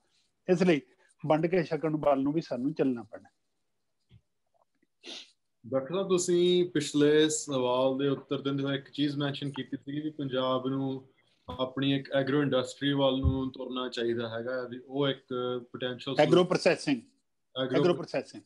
ਹਾਂਜੀ, ਆਪਾਂ ਪੰਜਾਬ ਦੇ ਵਿੱਚ ਮੈਨੂੰ ਲੱਗਦਾ ਪਹਿਲਾਂ ਵੀ ਕਈ ਵਾਰ ਡਿਮਾਂਡ ਹੋਈ ਸੀ ਕਿ ਐਗਰੋ ਪ੍ਰੋਸੈਸਿੰਗ ਪੰਜਾਬ ਦੇ ਵਿੱਚ ਸੈੱਟ ਕੀਤੀ ਜਾਵੇ, ਤੇ ਉਦੋਂ ਕਾਫੀ ਕਹਿ ਲਓ ਵੀ ਸੈਂਟਰ ਨੇ ਜਾਂ ਹੋਰਾਂ ਨੇ ਉਹਦਾ ਕਾਫੀ ਅਪੋਜ਼ ਕੀਤਾ ਸੀਗਾ। ਜੇ ਆਪਾਂ ਉਹ ਸੇਮ ਫੇਟ ਤੋਂ ਡਿਫਰੈਂਟ ਨਤੀਜਾ ਚਾਹੁੰਦੇ ਆ, ਤੇ ਆਪਾਂ ਨੂੰ ਕਿੱਦਾਂ ਦਾ ਕਿਸ ਤਰ੍ਹਾਂ ਨਾਲ ਆਪਾਂ ਨੂੰ ਆਰਗੇਨਾਈਜ਼ ਕਰਨਾ ਪਏਗਾ ਕਿ ਆਪਾਂ ਇਸ ਵਾਰ ਸਕਸੈਸਫੁਲੀ ਉਸ ਨੂੰ ਪਾ ਸਕੀਏ? ਨਹੀਂ, ਇਹ ਕੇਂਦਰ ਨੇ ਉਹਦਾ ਵਿਰੋਧ ਨਹੀਂ ਕੀਤਾ। ਕੇਂਦਰ ਨੇ ਸਾਨੂੰ ਮੈਗਾ ਫੂਡ ਪ੍ਰੋਸੈਸਿੰਗ ਪਲਾਂਟਸ ਦੀ ਗੱਲ ਕੀਤੀ ਹੈਗੀ, ਬਈ ਉਹ ਕਿਹਦੇ ਨੇ? ਉਹ ਸਰਮਾਏਦਾਰਾਂ ਦੇ ਆਉਣੇ ਨੇ, ਹੈ ਨਾ। ਮੈਂ ਤਾਂ ਦੂਜੇ ਪਾਸੇ ਗੱਲ ਕਰਦਾ, ਮੈਂ ਤਾਂ ਕਹਿੰਦਾ small industrial zones ownership cooperative, ਕਿ ਉਹ ਕਿਸਾਨਾਂ, ਖੇਤ ਮਜ਼ਦੂਰਾਂ, ਪਿੰਡੂ ਕਾਰੀਗਰਾਂ ਦੇ ਹੋਣ। ਉਹਦੇ ਲਈ ਸਾਨੂੰ ਪੰਜਾਬ 'ਚ ਜ਼ਮੀਨ ਦੀ ਬਹੁਤ ਪ੍ਰੋਬਲਮ ਹੈ, ਜ਼ਮੀਨ ਇਜ਼ੀਲੀ ਅਵੇਲੇਬਲ ਨਹੀਂ ਹੈਗੀ, ਤੇ ਉਹਦੇ ਲਈ ਸਾਨੂੰ ਬਹੁਤ ਜ਼ਮੀਨ ਦੀ ਲੋੜ ਨਹੀਂ, ਸਾਨੂੰ ਟੈਕਨੋਲੋਜੀ ਦੀ ਬਹੁਤ ਲੋੜ ਨਹੀਂ। ਕਣਕ ਜਾਂ ਮੱਕੀ ਜਾਂ ਹੋਰ ਇਸ ਤਰ੍ਹਾਂ ਦੇ ਜਿਹੜੇ ਅਨਾਜ ਨੇ, ਉਹਨਾਂ ਤੋਂ ਅਸੀਂ ਆਟਾ ਬਣਾਉਣਾ ਹੈ, ਦਲੀਆ ਬਣਾਉਣਾ ਹੈ, ਸੂਜੀ ਬਣਾਉਣੀ ਹੈ, ਦਾਲਾਂ ਲਿਆਉਣੀਆਂ ਨੇ, ਇਸ ਤਰ੍ਹਾਂ ਦੇ ਜਿੰਨੇ ਕੰਮ ਨੇ, ਜਾਂ ਦੁੱਧ ਲਿਆਉਣਾ, ਦੁੱਧ ਤੋਂ ਪਨੀਰ ਬਣਾਉਣਾ ਹੈ, ਮੱਖਣ ਬਣਾਉਣਾ ਹੈ, ਦੁੱਧ ਜਾਂ ਕੋਈ ਲੱਸੀ ਆ ਉਹਦੀ ਉਹ ਕਰਨੀ ਹੈ।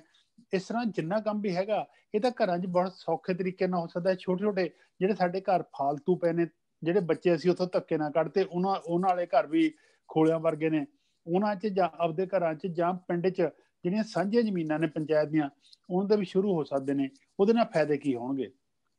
ਪਹਿਲੀ ਗੱਲ ਇੰਪਲਾਇਮੈਂਟ ਹੋਊਗੀ, ਦੂਜੀ ਗੱਲ ਵੈਲਿਊ ਐਡੀਸ਼ਨ ਨਾਲ ਫਾਇਦਾ ਹੋਊਗਾ, ਤੀਜੀ ਗੱਲ ਜਿਹੜਾ ਸ਼ਹਿਰ 'ਚ ਖਪਤਕਾਰ ਹੈ, ਇਹ ਉਹਨੂੰ ਵੀ ਚੰਗਾ ਪ੍ਰੋਡਕਟ ਮਿਲੂਗਾ ਤੇ ਸਸਤਾ ਮਿਲੂਗਾ, 2 ਗੁਣਾ 4 ਗੁਣਾ 5 ਗੁਣਾ ਕੀਮਤਾਂ ਦੇ ਨਹੀਂ ਮਿਲੂਗਾ। ਇਸ ਲਈ ਉਹ ਜਿਹੜਾ ਹੈਗਾ ਕੋਆਪਰੇਟਿਵ ਮੂਵਮੈਂਟ ਹੈ, ਉਹਦੇ ਨਾਲ ਜੇ ਸਾਨੂੰ ਫਾਈਨੈਂਸ ਦੀ ਲੋੜ ਆ ਉਹ ਵੀ ਉੱਥੋਂ ਆਵੇ, ਜੇ ਸਾਨੂੰ ਇਨਪੁਟਸ ਦੀ ਲੋੜ ਆ ਉਹ ਵੀ ਉੱਥੋਂ ਆਵੇ, ਜਦੋਂ ਮਾਰਕੀਟਿੰਗ ਦੀ ਲੋੜ ਆ ਉਹ ਵੀ ਉਹਦੇ ਨਾਲ ਹੋਵੇ। ਇਸ ਲਈ ਜਿਹੜੇ ਉਹ ਅਦਾਰਿਆਂ ਦੀ ਮੈਂ ਗੱਲ ਕਰਦਾ, ਉਹ ਤਾਂ ਹੈ ਕਿ ਅਸੀਂ ਆਪ ਐਗਰੋ ਪ੍ਰੋਸੈਸਿੰਗ ਦੇ ਸਮਾਲ ਜ਼ੋਨਸ ਲਾ ਕੇ ਉਹਨੂੰ, ਜਿੱਥੇ ਉਹਦਾ ਖਪਤਕਾਰ ਹੈ, ਆਮ ਤੌਰ ਤੇ ਉਹ ਕਸਬਿਆਂ ਸ਼ਹਿਰਾਂ 'ਚ ਹੈਗਾ, ਉੱਥੇ ਜਾ ਕੇ ਆਪ ਵੇਚੀਏ।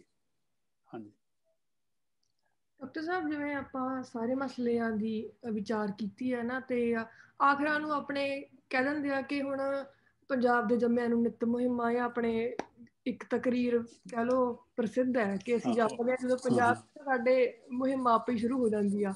ਉਹ ਕਾਰਨ ਸੀ ਬੇਟਾ।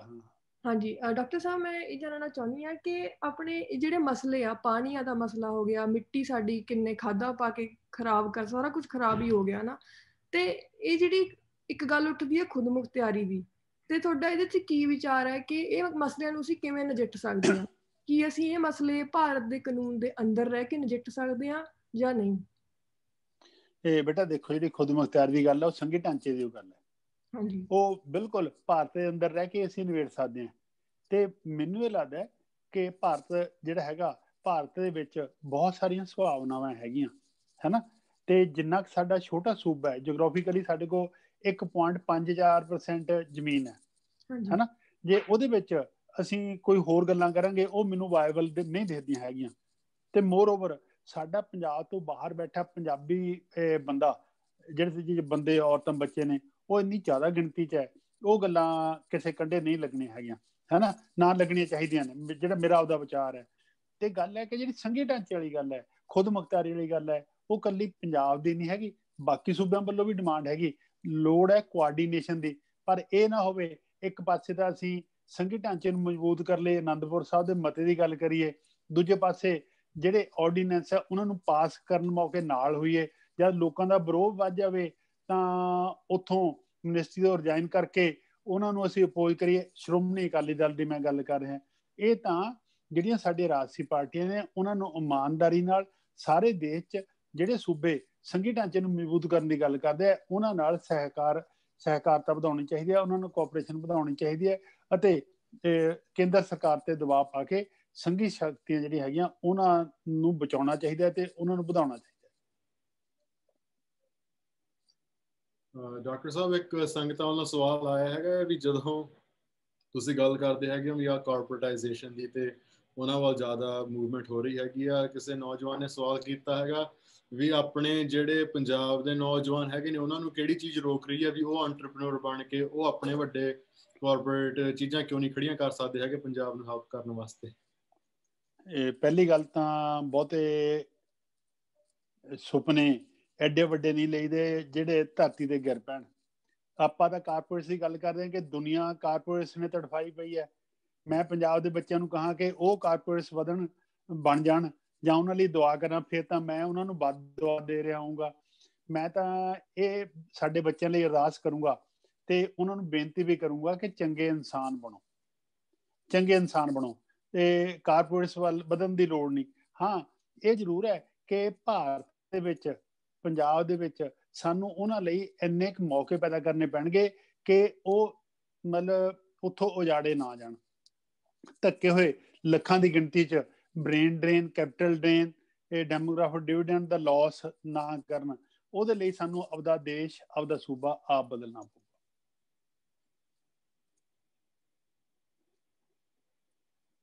ਠੀਕ ਹੈ ਡਾਕਟਰ ਸਾਹਿਬ, ਇੱਕ ਨੌਜਵਾਨ ਨੇ ਹੋਰ ਸਵਾਲ ਕੀਤਾ ਹੈਗਾ ਵੀ ਜੇ ਤੁਸੀਂ ਜਿਹੜਾ ਕਿਊਬਨ ਮਾਡਲ ਹੈਗਾ ਫਾਰਮਿੰਗ ਦਾ, ਜੇ ਤੁਸੀਂ ਉਹਦੇ ਬਾਰੇ ਆਪਣੇ ਵਿਚਾਰ ਥੋੜੇ ਸਾਂਝੇ ਕਾਹਦਾ ਕਿਊਬਨ ਮਾਡਲ ਉਹਨਾਂ ਨੇ ਲਿਖਿਆ, ਕੋਈ ਕਿਊਬਨ ਮਾਡਲ, ਕਿਊਬਾ ਦਾ ਮਾਡਲ। ਓਕੇ, ਕਿਊਬਾ ਦਾ ਮੈਂ ਦੱਸ ਦਿੰਦਾ। ਦਰਅਸਲ ਜਿਹੜੇ ਸੋਸ਼ਲਿਸਟ ਕੰਟਰੀ, ਜਿਹੜੀ ਸਾਡੀ ਬੇਟੀ ਵੀ ਗੱਲ ਕਰੀ ਸੀ ਪਹਿਲਾਂ, ਰਸ਼ੀਆ ਦੀ, ਹੈ ਨਾ, ਉਹ ਤਾਂ ਹੁਣ ਉੱਥੇ ਸੋਸ਼ਲਿਜ਼ਮ ਵਾਲੀ ਗੱਲ ਖਤਮ ਹੋ ਗਈ। ਅੱਜ ਜੇ ਕੋਈ ਸੋਸ਼ਲਿਸਟ ਕੰਟਰੀ ਵੱਜਦਾ, ਉਹ ਕਿਊਬਾ ਦਾ ਹੈਗਾ। ਉਹ ਉੱਥੋਂ ਦੀ ਕਮਿਊਨਿਸਟ ਫਿਲਾਸਫੀ ਤੇ ਬੇਸਡ ਹੈਗਾ, ਹੈ ਨਾ, ਉਹ ਹੈਗਾ। ਗੱਲ ਜਿਹੜੀ ਹੈਗੀ ਕਲੈਕਟਿਵ ਫਾਰਮਿੰਗ ਵਾਲੀ ਗੱਲ, ਇੱਕ ਕੈਪੀਟਲਿਸਟ ਕੰਟਰੀ ਵੀ ਹੈਗਾ ਦੁਨੀਆ 'ਚ ਜਿੱਥੇ ਇਹ ਕਲੈਕਟਿਵ ਜਾਂ ਕਲੈਕਟਿਵ ਸਿਸਟਮ ਵਰਗੀ ਕੋਆਪਰੇਟਿਵ ਫਾਰਮਿੰਗ ਹੈਗੀ, ਉਹ ਹੈ ਇਜ਼ਰਾਈਲ। ਤੇ ਜਿਹੜਾ ਕਿਊਬਨ ਮਾਡਲ ਹੈ ਉਹ ਪੋਲੀਟੀਕਲ ਫਿਲਾਸਫੀ ਤੇ ਹੈ, ਕਮਿਊਨਿਸਟ ਫਿਲਾਸਫੀ ਦੇ ਬੇਸਡ ਹੈਗਾ, ਹੈ ਨਾ। ਤੇ ਉਹਦੇ ਲਈ ਅਸੀਂ ਨਹੀਂ ਜਾ ਸਕਦੇ ਹੈਗੇ ਕਿਉਂਕਿ ਸਾਡੀ ਉਹ ਫਿਲਾਸਫੀ ਨਹੀਂ ਹੈਗੀ। ਪਰ ਜਿਹੜਾ ਇਜ਼ਰਾਈਲ ਵਾਲਾ ਮਾਡਲ ਹੈ, ਉੱਥੇ ਤੱਕ ਸ਼ਾਇਦ ਅਸੀਂ ਨਾ ਪਹੁੰਚ ਸਕੀਏ। ਉਹਦਾ ਕਾਰਨ ਮੈਨੂੰ ਡਰ ਇਹ ਲੱਗਦਾ ਹੈ ਕਿ ਜਿਹੜੇ ਅਸੀਂ ਪੰਜਾਬੀ ਹੈਗੇ, ਤੇ ਉਹ 'ਚ ਅਸੀਂ ਸਿੱਖ ਕਮਿਊਨਿਟੀ ਵੀ ਹੈਗੀ, ਤੇ ਉਹ 'ਚ ਸਾਡੇ 'ਚ ਇਹ ਮੁਕਾਬਲੇ ਦੀ, ਸੜਨ ਦੀ ਭਾਵਨਾ ਜ਼ਿਆਦਾ ਹੈ, ਕੋਆਪਰੇਸ਼ਨ ਦੀ ਭਾਵਨਾ ਘੱਟ ਹੈ। ਇਜ਼ਰਾਈਲ ਦੇ ਵਿੱਚ ਯਹੂਦੀ ਨੇ, ਯਹੂਦੀਆਂ ਦੇ ਵਿੱਚ ਜਿਹੜੀ ਭਾਈਚਾਰੇ ਦੀ ਭਾਵਨਾ ਇੰਨੀ ਕੁੱਟ-ਕੁੱਟ ਕੇ ਭਰੀ ਹੋਈ ਹੈ। ਜੇ ਕੋਈ ਬੰਦਾ ਆਪਣੀਆਂ ਨਲਾਇਕੀਆਂ ਕਰਕੇ ਜਾਂ ਮਾਰਕੀਟ ਇੰਪਰਫੈਕਸ਼ਨ ਕਰਕੇ ਫੇਲ ਹੋ ਜਾਂਦਾ ਤਾਂ ਯਹੂਦੀ ਲੋਕ 3 ਵਾਰੀ ਉਹਨੂੰ ਆਪਦੇ ਕੋਲੋਂ ਰਿਸੋਰਸਿਸ ਦੇ ਕੇ ਉਹਦੇ ਪੈਰਾਂ ਤੇ ਖੜਾ ਕਰ ਦਿੰਦੇ ਨੇ। ਤੇ ਅਸੀਂ ਜਦੋਂ ਸਾਡਾ ਭਾਈ, ਕੋਈ ਭੈਣ ਭਾਈ ਇਹ ਬਿਮਾਰੀ ਕਾਰਨ, ਮਾਰਕੀਟ ਇੰਪਰਫੈਕਸ਼ਨ ਕਾਰਨ, ਕਿਸੇ ਹੋਰ ਕਾਰਨ ਕਰਜ਼ੇ ਥੱਲੇ ਆਉਂਦਾ ਹੈ, ਅਸੀਂ ਉਹਦੀ ਜ਼ਮੀਨ ਖਰੀਦਣ ਨੂੰ ਪਹਿਲ ਦਿੰਦੇ ਹਾਂ। ਪਰ ਇਹ ਸੰਘਰਸ਼ ਨੇ ਸਾਨੂੰ ਰਲ ਮਿਲ ਕੇ ਰਹਿਣਾ ਵੀ ਸਿਖਾਇਆ। ਜੇ ਉਸ ਰੁਚੀ ਤੋਂ ਅਸੀਂ ਮੁਕਤ ਹੋਈਏ, ਫਿਰ ਅਸੀਂ ਜਿਹੜਾ ਹੈਗਾ ਕੋਆਪਰੇਟਿਵ ਫਾਰਮਿੰਗ ਹੀ ਕਰ ਸਕਾਂਗੇ। ਕਲੈਕਟਿਵ ਫਾਰਮਿੰਗ ਜਾਂ ਕਿਊਬਨ ਮਾਡਲ ਜਿਹੜਾ ਉਹ ਤੁਹਾਡਾ ਬੰਦਾ ਪਾਰਟਿਸਪੈਂਟ ਪੁੱਛ ਰਿਹਾ, ਉਹ ਉੱਥੇ ਪੋਸੀਬਲ ਨਹੀਂ ਹੋਣਾ। ਕਿਉਂਕਿ ਨਾ ਤਾਂ ਸਾਡੇ 'ਚ ਇਹ ਭਾਵਨਾ ਹੈ ਕਿ ਅਸੀਂ ਸਾਰੇ ਇਕੱਠੇ ਹੀ ਖੇਤੀ ਕਰਨ ਲੱਗ ਜਾਈਏ। ਇਹ ਇਜ਼ਰਾਈਲ 'ਚ ਤਾਂ 4 ਵੱਡੇ ਕਬੀਲੇ ਨੇ, ਉਹ ਸਾਰਾ ਕੁਝ ਇਕੱਠਾ ਕਰ ਰਹੇ ਨੇ। ਜਿੱਥੇ ਸਰਕਾਰੀ ਜ਼ਮੀਨਾਂ ਲੈਂਦੇ ਨੇ ਉੱਥੇ ਵੀ ਉਹਨਾਂ ਦੀ ਸਾਂਝ ਮਤਲਬ ਇਸ ਤਰ੍ਹਾਂ ਦੀ ਜਿਵੇਂ ਇੱਕ ਟੱਬਰ ਦੀ ਹੋਵੇ। ਸਾਡੇ 'ਚ ਉਹ ਅੱਜ ਸਾਂਝ ਨਹੀਂ ਹੈਗੀ। ਅਸੀਂ ਵੈਸਟਰਨ ਕਲਚਰ ਤੋਂ ਇੰਨਾ ਪ੍ਰਭਾਵਿਤ ਹੈ, ਮੈਂ ਕਰਨ ਦੀ ਅਸੀਂ ਆਦਤ ਜ਼ਿਆਦਾ ਪਈ ਹੈ। ਸਾਰੇ ਇਕੱਠੇ ਹੋ ਕੇ ਪੰਜਾਬ 'ਚ ਖੇਤੀ ਕਰਨ ਲੱਗ ਜਾਏ, ਉਸ ਤਰ੍ਹਾਂ ਦਾ ਮੈਨੂੰ ਪੋਸੀਬਿਲਿਟੀ ਘੱਟ ਦਿਖਾਈ ਦਿੰਦੀ ਜਾਂ ਨਹੀਂ ਦਿਖਾਈ ਦਿੰਦੀ। ਹਾਂਜੀ ਹਾਂਜੀ ਡਾਕਟਰ ਸਾਹਿਬ, ਆਪਾਂ ਜਿਵੇਂ ਗੱਲ ਕੀਤੀ ਸੀ ਪਹਿਲਾਂ ਕਿ ਤੁਹਾਡਾ ਮੈਂ ਲੈਕਚਰ ਸੁਣਿਆ ਸੀ ਜਿਹਦੇ 'ਚ ਤੁਸੀਂ ਦੱਸਿਆ ਸੀਗਾ ਕਿ ਜਿਹੜੇ ਲੋਕ ਆਪਣੇ ਖੇਤੀਬਾੜੀ ਵਾਲੇ ਕਰਜ਼ਾ ਲੈਂਦੇ ਆ, ਉਹਨਾਂ ਦਾ ਕਰਜ਼ਾ ਕਿਤੇ ਥੋੜੇ ਬਹੁਤੇ ਪਰਸੈਂਟ ਤੇ ਵਾਪਸ ਹੁੰਦਾ, ਮਤਲਬ ਸਿਰਫ ਇੰਟਰਸਟ ਵਾਪਸ ਹੁੰਦਾ। ਤੇ ਜਿਹੜੇ ਲੇਬਰ ਕਲਾਸ ਪੀਪਲ ਹੈ, ਉਹ ਲੈਂਦੇ ਤਾਂ ਕਰਜ਼ਾ ਹਜ਼ਾਰਾਂ 'ਚ ਆ, ਪਰ ਉਹਨਾਂ ਦਾ ਇੰਟਰਸਟ ਵੀ ਨਹੀਂ ਮੁੜਦਾ ਹੈਗਾ। ਤਾਂ ਤੁਸੀਂ ਜਿਹੜੀ ਇਹ ਸਾਡੀ ਕਰਜ਼ੇ ਦੀ ਸਿਚੁਏਸ਼ਨ ਆ, ਡੈਟ ਸਿਚੁਏਸ਼ਨ ਆ, ਤੁਸੀਂ ਇਹਦੇ ਬਾਰੇ ਥੋੜਾ ਸਾਨੂੰ ਹੋਰ ਐਕਸਪਲੇਨ ਕਰ ਸਕਦੇ ਹੋ? ਹਾਂ ਬੇਟਾ ਬਿਲਕੁਲ, ਇਹ ਮੈਂ ਲਗਾਤਾਰ ਕੰਮ ਕਰਦਾ ਰਿਹਾ ਨਾ, ਹੁਣ ਵੀ ਕਰ ਰਿਹਾ। ਜਿਹੜੀ ਗੱਲ ਹੈ ਕਿ ਮੈਂ ਪਹਿਲਾਂ ਵੀ ਕਹਿ ਚੁੱਕਿਆ ਕਿ ਜਿੰਨਾ ਅਸੀਂ ਕਰਜ਼ੇ ਦਾ ਅਧਿਐਨ ਕੀਤਾ, ਬਾਰ-ਬਾਰ ਕੀਤਾ, ਇਹ ਉਹ 'ਚ ਵੱਡੇ ਕਿਸਾਨ ਨੇ ਜਿਨ੍ਹਾਂ ਦੀ ਕੈਪੈਸਿਟੀ ਹੈਗੀ ਕਿ ਉਹ ਆਪਦਾ ਕਰਜ਼ਾ ਮੋੜ ਦੇਣਗੇ, ਮੋੜ ਵੀ ਰਹੇ ਨੇ, ਨਵਾਂ ਪੁਰਾਣਾ ਵੀ ਕਰ ਰਹੇ ਨੇ। ਉਸ ਤੋਂ ਬਿਨਾਂ 15 ਏਕੜ ਤੋਂ ਥੱਲੇ ਵਾਲੇ ਪੰਜਾਬ ਦੇ ਸਾਰੇ ਕਿਸਾਨ, ਖੇਤ ਮਜ਼ਦੂਰ, ਪਿੰਡੂ ਛੋਟੇ ਕਾਰੀਗਰ ਤੇ ਹੋਰ ਉਹਨਾਂ ਤੇ ਨਿਰਭਰ ਲੋਕ ਨੇ ਜਿਹੜੇ, ਉਹਨਾਂ ਸਿਰ ਇੰਨਾ ਕਰਜ਼ਾ ਹੈ ਕਿ ਉਹ ਕਰਜ਼ਾ ਤਾਂ ਮੋੜ ਹੀ ਨਹੀਂ ਸਕਦੇ। ਕਰਜ਼ੇ ਉੱਪਰਲਾ ਵਿਆਜ ਵੀ ਨਹੀਂ ਮੋੜਦੇ, ਕਿਉਂਕਿ 2 ਡੰਗ ਦੀ ਰੋਟੀ ਲਈ ਵੀ, ਚੁੱਲ੍ਹਾ ਬਲਦਾ ਰੱਖਣ ਲਈ ਉਹਨਾਂ ਨੂੰ ਹੋਰ ਕਰਜ਼ਾ ਲੈਣਾ ਪੈ ਰਿਹਾ, ਤੇ ਉਹਦਾ ਕਰਜ਼ਾ ਲਗਾਤਾਰ ਵੱਧਦਾ ਆ ਰਿਹਾ। ਜਿਹੜਾ ਸਭ ਤੋਂ ਵੱਡਾ ਦੁਖਾਂਤ ਹੈ ਖੇਤੀਬਾੜੀ ਆਰਥਿਕਤਾ ਦੀ, ਜਿਹੜੀ ਪੌੜੀ ਹੈ, ਉਹਦੇ ਥੱਲੇ ਵਾਲੇ 2 ਡੰਡੇ ਖੇਤ ਮਜ਼ਦੂਰ ਤੇ ਪਿੰਡੂ ਛੋਟੇ ਕਾਰੀਗਰ ਹੈ। ਉਹਨਾਂ ਕੋਲ ਉਤਪਾਦਨ ਦਾ ਸਾਧਨ ਕੋਈ ਨਹੀਂ ਹੈ। ਉਤਪਾਦਨ ਦਾ ਸਾਧਨ ਨਾ ਹੋਣ ਕਰਕੇ ਸਿਰਫ ਆਪਦੀ ਲੇਬਰ ਵੇਚਦੇ ਨੇ, ਤੇ ਉਹ ਜਿਹੜੇ ਥੱਲੇ ਵਾਲੇ 2 ਡੰਡੇ ਹੈ ਉਹ ਘਸਦੇ ਵੀ ਜ਼ਿਆਦਾ ਹੈ, ਤੇ ਉਹ ਟੁੱਟਦੇ ਵੀ ਜ਼ਿਆਦਾ, ਉਹਨਾਂ ਨੂੰ ਠੁੱਡੇ ਵੀ ਜ਼ਿਆਦਾ ਮਾਰੇ ਜਾਂਦੇ ਹੈਗੇ। ਜਿਹੜਾ ਉਹਨਾਂ ਦਾ ਕਰਜ਼ਾ ਹੈ ਉਹ ਦੇਖਣ ਨੂੰ ਤਾਂ ਭਾਵੇਂ ਥੋੜੇ ਜਿਹੇ ਹਜ਼ਾਰਾਂ 'ਚ ਲੱਗਦਾ ਸਾਨੂੰ, ਪਰ ਉਹ ਕਰਜ਼ਾ ਇੰਨਾ ਜ਼ਿਆਦਾ ਹੈ ਕਿ ਉਹ ਆਪਦੇ ਬੱਚਿਆਂ ਨੂੰ ਚੰਗੀ ਤਰ੍ਹਾਂ ਪੜ੍ਹਾ ਨਹੀਂ ਸਕਦੇ। ਉਹ ਆਪਦੇ ਬੱਚਿਆਂ ਨੂੰ ਖਾਂਦੇ ਪੀਂਦੇ ਘਰਾਂ ਦੇ ਬੱਚਿਆਂ ਦੀ ਪਰਵਰਿਸ਼ ਕਰਨ ਲਈ ਉੱਥੇ ਛੱਡ ਦਿੰਦੇ ਨੇ, ਉਹਦੇ ਪਸ਼ੂ ਪਾਲਣ ਲਈ ਉੱਥੇ ਛੱਡ ਦਿੰਦੇ ਨੇ, ਤੇ ਬੰਧਕ ਲੇਬਰ ਦੇ ਤੌਰ ਤੇ ਵੀ ਉੱਥੇ ਕੰਮ ਕਰਦੇ ਨੇ। ਇਸ ਲਈ ਜਿਹੜਾ ਉਹਨਾਂ ਵਾਲਾ ਕਰਜ਼ਾ ਹੈ ਉਹ ਅਸਹਿ ਹੈ, ਇਕਾਇਆ ਹੈ। ਉਹ ਜੋ ਬੰਧੂਆ ਲੇਬਰ, ਉਹਨਾਂ ਦੇ ਔਰਤਾਂ ਨਾਲ ਸਰੀਰਕ ਨਿਪੀੜਨ, ਹੋਰ ਪਤਾ ਨਹੀਂ ਤਰ੍ਹਾਂ ਦੇ ਇੰਨੇ ਉਹ ਚੋਂ ਵਿਗਾੜ ਨਿਕਲਦੇ ਨੇ, ਜਿਹੜੇ ਮਤਲਬ ਬੋਲਣ ਲੱਗੇ ਵੀ ਮੈਂ ਔਖ ਮਹਿਸੂਸ ਕਰਦਾ। ਇਸ ਲਈ ਉਹ ਕਰਜ਼ਾ ਇਹਨਾਂ ਸਿਰ ਇੰਪੋਜ਼ ਕੀਤਾ ਹੈਗਾ।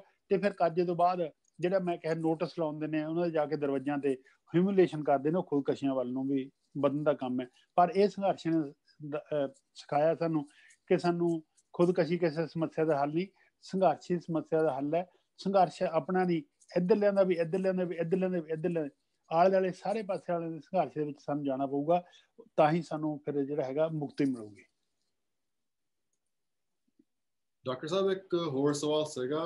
ਕਾਫੀ ਵਾਰ ਆਪਾਂ ਮੀਡੀਆ 'ਚ ਅੱਜ ਕੱਲ੍ਹ ਸੁਣਨ 'ਚ ਆ ਰਿਹਾ ਹੈਗਾ ਵੀ ਪੰਜਾਬ ਦਾ ਜਿਹੜਾ, ਤੁਸੀਂ ਜਿਵੇਂ ਕਰਜ਼ੇ ਦੀ ਗੱਲ ਕਰ ਰਹੇ ਹੋ, ਕਰਜ਼ੇ ਜਿਹੜਾ ਕ੍ਰਾਈਸਿਸ ਹੈਗਾ ਆ ਵੀ, ਇਹ ਖੇਤੀਬਾੜੀ ਨਾਲੋਂ ਘੱਟ, ਲੇਕਿਨ ਉਹਨਾਂ ਦਾ ਜਿਹੜਾ ਕਹਿ ਲਓ ਵੀ ਉਹਨਾਂ ਦੀ ਰਹਿਣੀ ਸਹਿਣੀ ਆ ਵੀ ਵੱਡੇ ਪੱਧਰ ਤੇ ਵਿਆਹ ਕਰਨੇ, ਹੋਰ ਉਦਾਂ ਦਾ ਕੁਝ ਕਰਨਾ ਵੀ ਉਹਨਾਂ ਕਰਕੇ ਚੱਲਦੇ ਆ। ਤੁਸੀਂ ਉਸ ਦੇ ਬਾਰੇ ਕੀ ਕਹਿ ਸਕਦੇ ਹੈਗੇ ਆ ਡਾਕਟਰ ਸਾਹਿਬ?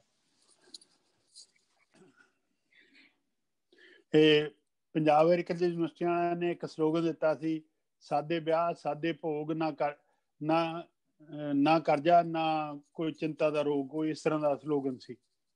ਪਰ ਮੈਨੂੰ ਨਹੀਂ ਲੱਗਦਾ ਕਿ ਵੱਡੀ ਗਿਣਤੀ ਦੇ ਵਿੱਚ ਜਿਹੜੇ ਕਿਸਾਨ ਨੇ, ਖੇਤ ਮਜ਼ਦੂਰ ਹੈ, ਪਿੰਡੂ ਕਾਰੀਗਰ ਹੈ, ਵਿਆਹਾਂ ਤੇ ਬਹੁਤ ਜ਼ਿਆਦਾ ਖਰਚ ਕਰ ਰਹੇ ਨੇ। ਕਿਉਂਕਿ ਮੈਂ ਪਿੰਡ ਦਾ, ਮੇਰਾ ਜਨਮ, ਮੇਰਾ ਪਾਲਣ ਪੋਸ਼ਣ ਪਿੰਡ ਦਾ, ਮੇਰੀਆਂ ਜੜ੍ਹਾਂ ਪਿੰਡ 'ਚ ਨੇ, ਮੇਰਾ ਕੰਮ ਪਿੰਡਾਂ ਦਾ ਹੈਗਾ। ਤੇ ਜਦੋਂ ਮੈਂ ਵਿਆਹਾਂ ਜਾਂਦਾ ਤੇ ਉੱਥੇ ਜਾ ਕੇ ਉਹਨਾਂ ਦੇ ਵਿਆਹਾਂ ਦੀ ਹਾਲਤ ਦੇਖਦਾ, ਵੱਡੀ ਗਿਣਤੀ ਲੋਕਾਂ ਦੇ ਵਿਆਹ ਉਹ ਹੁੰਦੇ ਨੇ ਜਿਹਦੇ ਵਿੱਚ ਇਹ ਆਮ ਬੰਦਾ ਖਾਣ ਲਈ ਤਿਆਰ ਨਹੀਂ ਹੁੰਦਾ।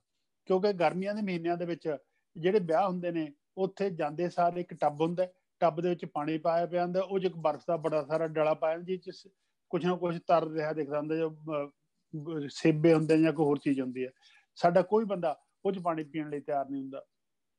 ਪੰਜਾਬ 'ਚ ਇਹ ਸਾਡਾ ਜਿਹੜਾ ਹੈਗਾ ਵਿਆਹ ਸ਼ਾਦੀਆਂ ਮੌਕੇ ਮਠਿਆਈ ਦਾ ਰਿਵਾਜ ਹੈਗਾ, ਸਾਡਾ ਮੂੰਹ ਦਾ ਟੇਸਟ ਹੋਣਾ, ਤੇ ਆਮ ਤੌਰ ਤੇ ਮਠਿਆਈਆਂ ਰੱਖਦੇ ਨੇ। 2 ਮਠਿਆਈਆਂ ਗਰਮੀਆਂ 'ਚ ਪਛਾਣਨੀਆਂ ਔਖੇ ਹੋ ਜਾਂਦੇ ਨੇ ਉਹਨਾਂ ਲੋਕਾਂ ਦੇ, ਉਹ ਹੈ ਗੁਲਾਬ ਜਾਮਣ ਤੇ ਰਸਗੁੱਲੇ ਤੇ ਗੁਲਾਬ ਜਾਮਣ। ਹਲਵਾਈ ਦੇ ਪਏ ਤਾਂ ਉਹਦਾ ਰੰਗ ਪਛਾਣ ਲੂਗਾ, ਪਰ ਉੱਥੇ ਮੱਖੀਆਂ ਇੰਨੀਆਂ ਆਈਆਂ ਹੁੰਦੀਆਂ ਨੇ ਕਿ ਉਹ ਸਾਰੇ ਹੀ ਮੱਖੀਆਂ ਦੇ ਢਕੇ ਹੁੰਦੇ ਨੇ, ਕਿਹੜਾ ਨਹੀਂ ਪਤਾ ਲੱਗਦਾ ਗੁਲਾਬ ਜਾਮਣ ਹੈ ਕਿਹੜਾ ਰਸਗੁੱਲਾ ਹੈ। ਇਸ ਲਈ ਜਿਹੜੇ ਲੋਕ ਇਹਨਾਂ ਦਾ ਕ੍ਰਿਟਿਸਿਜ਼ਮ ਕਰਦੇ ਆ, ਉਹ ਮਿੱਥ ਵਾਲੇ ਉਹ ਲੋਕ ਨੇ ਜਿਹੜੇ ਉਹਨਾਂ ਲੋਕਾਂ ਤੋਂ ਕੰਮ ਲੈਂਦੇ ਆ, ਸ਼ਗਨ ਦਾ ਲਿਫਾਫਾ ਦੇ ਕੇ, ਵਧਾਈਆਂ ਦੇ ਕੇ ਇੱਧਰ ਦੀਆਂ ਉੱਧਰ ਦੀ ਬਾਹਰ ਨਿਕਲ ਜਾਂਦੇ ਨੇ। ਫਿਰ ਕਹਿੰਦੇ ਉਹਨਾਂ ਨੇ ਖਰਚਾ ਜ਼ਿਆਦਾ ਕੀਤਾ। ਉਹ ਇਨਸਾਨ ਨੇ ਜਦ ਉਹਨਾਂ ਨੂੰ ਬਾਕੀ ਲੋਕਾਂ ਦਾ ਲਿਵਿੰਗ ਸਟੈਂਡਰਡ ਦਿਖਦਾ, ਉਹਨਾਂ ਦੇ ਖਰਚੇ ਦਿਖਦੇ, ਉਹ ਵੀ ਆਪਣੀ ਵਿੱਤ ਤੋਂ ਕੁਝ ਥੋੜਾ ਬਾਹਰ ਕਰ ਲੈਂਦੇ ਨੇ, ਹੈਨਾ। ਤੇ ਪਰ ਉਹ ਇੰਨਾ ਨਹੀਂ ਕਰਦੇ ਕਿ ਜਿਹਦਾ ਭੰਡੀ ਪ੍ਰਚਾਰ ਕੀਤਾ ਜਾਵੇ, ਜਿਹਦਾ ਇਹ ਮਿੱਥ ਬਣਾਏ ਜਾਣ। ਸੋ ਉਹਨਾਂ ਦੇ ਖਰਚੇ ਉਹਨਾਂ ਸੱਭਿਆਚਾਰਕ ਲੋੜਾਂ ਨੂੰ ਪੂਰਾ ਕਰਨ ਲਈ ਘੱਟੋ ਘੱਟ ਪੱਧਰ ਤੇ ਨੇ।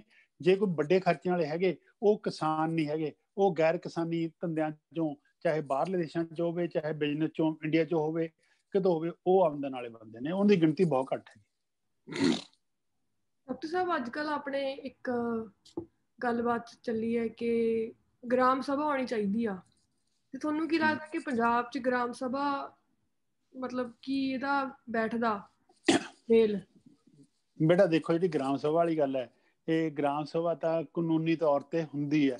ਗ੍ਰਾਮ ਸਭਾ ਨਾਲ ਹੀ ਜਿਹੜੀ ਹੈਗੀ ਪੰਚਾਇਤ ਬਣਦੀ ਹੈ। ਪਰ ਸਾਲ 'ਚ 2 ਗ੍ਰਾਮ ਸਭਾ ਦੇ ਇਜਲਾਸ ਬੁਲਾਉਣੇ ਕਾਨੂੰਨੀ ਤੌਰ ਤੇ ਜ਼ਰੂਰੀ ਨੇ। ਪਰ ਸਾਡਾ ਜਿਹੜਾ ਹੁਣ ਤੱਕ ਦਾ ਢਾਂਚਾ ਰਿਹਾ, ਉਹ 'ਚ ਗ੍ਰਾਮ ਸਭਾ ਦੇ ਜਿਹੜੇ ਇਜਲਾਸ ਸੀ ਉਹ ਕਾਗਜ਼ਾਂ 'ਚ ਪਾ ਦਿੱਤੇ ਜਾਂਦੇ ਸੀ। ਪਰ ਗ੍ਰਾਮ ਸਭਾ ਦਾ ਹੈ ਕਿ ਹਰੇਕ ਵੋਟਰ ਉਹਦਾ ਮੈਂਬਰ ਹੁੰਦਾ ਹੈ। ਗ੍ਰਾਮ ਸਭਾ ਦਾ, ਗ੍ਰਾਮ ਪੰਚਾਇਤ ਦੇ ਇਲੈਕਟਡ ਮੈਂਬਰ ਹੁੰਦੇ ਨੇ। ਤੇ ਉਹ ਜਿਹੜੇ ਹੈਗੇ ਸੀ, ਉਹ ਆਮ ਤੌਰ ਤੇ ਕਿਤੇ ਕਿਤੇ ਹੋਏ ਸੀ ਜਿੱਥੇ ਪ੍ਰੋਗਰੈਸਿਵ ਲੋਕ ਹੈ, ਬਾਕੀ ਜਗ੍ਹਾ ਨਹੀਂ ਹੋਏ। ਪਰ ਗ੍ਰਾਮ ਸਭਾ ਦਾ ਜਿਹੜਾ ਹੈਗਾ ਇਹ ਬੁਲਾਇਆ ਜਾਣਾ, ਗ੍ਰਾਮ ਸਭਾ 'ਚ ਲੋਕਾਂ ਦੀ ਪਾਰਟਿਸਿਪੇਸ਼ਨ, ਉਹ ਤਾਂ ਬਹੁਤ ਹੀ ਸਾਰਥਕ ਹੈਗੀ। ਜੇ ਉਹ ਹੋਊਗਾ, ਗ੍ਰਾਮ ਸਭਾਵਾਂ ਹੋਣਗੀਆਂ, ਸ਼ਹਿਰਾਂ 'ਚ ਮੁਹੱਲਾ ਸਭਾਵਾਂ ਹੋਣਗੀਆਂ, ਉਹ ਲੋਕ ਆਪਦੀਆਂ ਸਮੱਸਿਆਵਾਂ ਦੇ ਮਤੇ ਪਾ ਕੇ ਆਪਦੇ ਸਰਕਾਰਾਂ ਤੱਕ ਲਿਜਾਣਗੇ, ਮੀਡੀਆ ਤੱਕ ਲਿਜਾਣਗੇ, ਤਾਂ ਉਹ ਸਮੱਸਿਆਵਾਂ ਵੱਲ ਧਿਆਨ ਦਿੱਤਾ ਜਾਊਗਾ। ਤੇ ਇਸ ਤੋਂ ਬਿਨਾਂ ਜੇ ਗ੍ਰਾਮ ਸਭਾ ਪੰਚਾਇਤ ਨੂੰ ਦੱਸ ਦੇਵੇ ਆਪਦਾ ਮਤਾ ਪਾ ਕੇ ਕਿ MG ਨਰੇਗਾ ਥੱਲੇ ਆਏ ਕੰਮ ਕਰਾਉਣੇ ਜ਼ਰੂਰੀ ਨੇ, ਉਹਨਾਂ ਫੰਡ ਸਾਨੂੰ ਮਤਲਬ ਸਰਕਾਰਾਂ ਦੇਣ ਲਈ ਪਾਬੰਦ ਨੇ, ਭੱਜ ਜਾਣ ਤਾਂ ਉਹ ਉਹਨਾਂ ਦਾ ਕਿਰਦਾਰ ਹੈਗਾ। ਇਸ ਲਈ ਗ੍ਰਾਮ ਸਭਾ ਦੇ ਹੁਣ ਮਤੇ ਪਏ, ਆਹ ਸਮੱਸਿਆ ਆਉਣ ਤੇ ਕਿਸਾਨ ਸੰਘਰਸ਼, ਕਿਸਾਨ ਉਹ ਜਿਹੜੇ ਮਤੇ ਪੈਣੇ ਨੇ ਉਹ ਤੇਜ਼ੀ ਨਾਲ ਸ਼ੁਰੂ ਹੋ ਗਏ ਤੇ ਲੋਕਾਂ ਨੇ ਇਕੱਠਾ ਕਰਨਾ ਸ਼ੁਰੂ ਕਰਤਾ। ਇੱਕ ਪਿੰਡਾਂ 'ਚ ਜਿਹੜੀ ਖਹਿਬਾਜ਼ੀ ਸੀ ਉਹ ਵੀ ਘਟ ਗਈ। ਹੁਣ ਗ੍ਰਾਮ ਸਭਾਵਾਂ ਵੱਲ ਨੂੰ ਸਾਡਾ ਰੁਝਾਨ ਵਧੂਗਾ ਤੇ ਉਹ ਬੜੇ ਸਾਰਥਕ ਨਤੀਜੇ ਸਾਡੇ ਸਾਹਮਣੇ ਲਿਆਊਗਾ।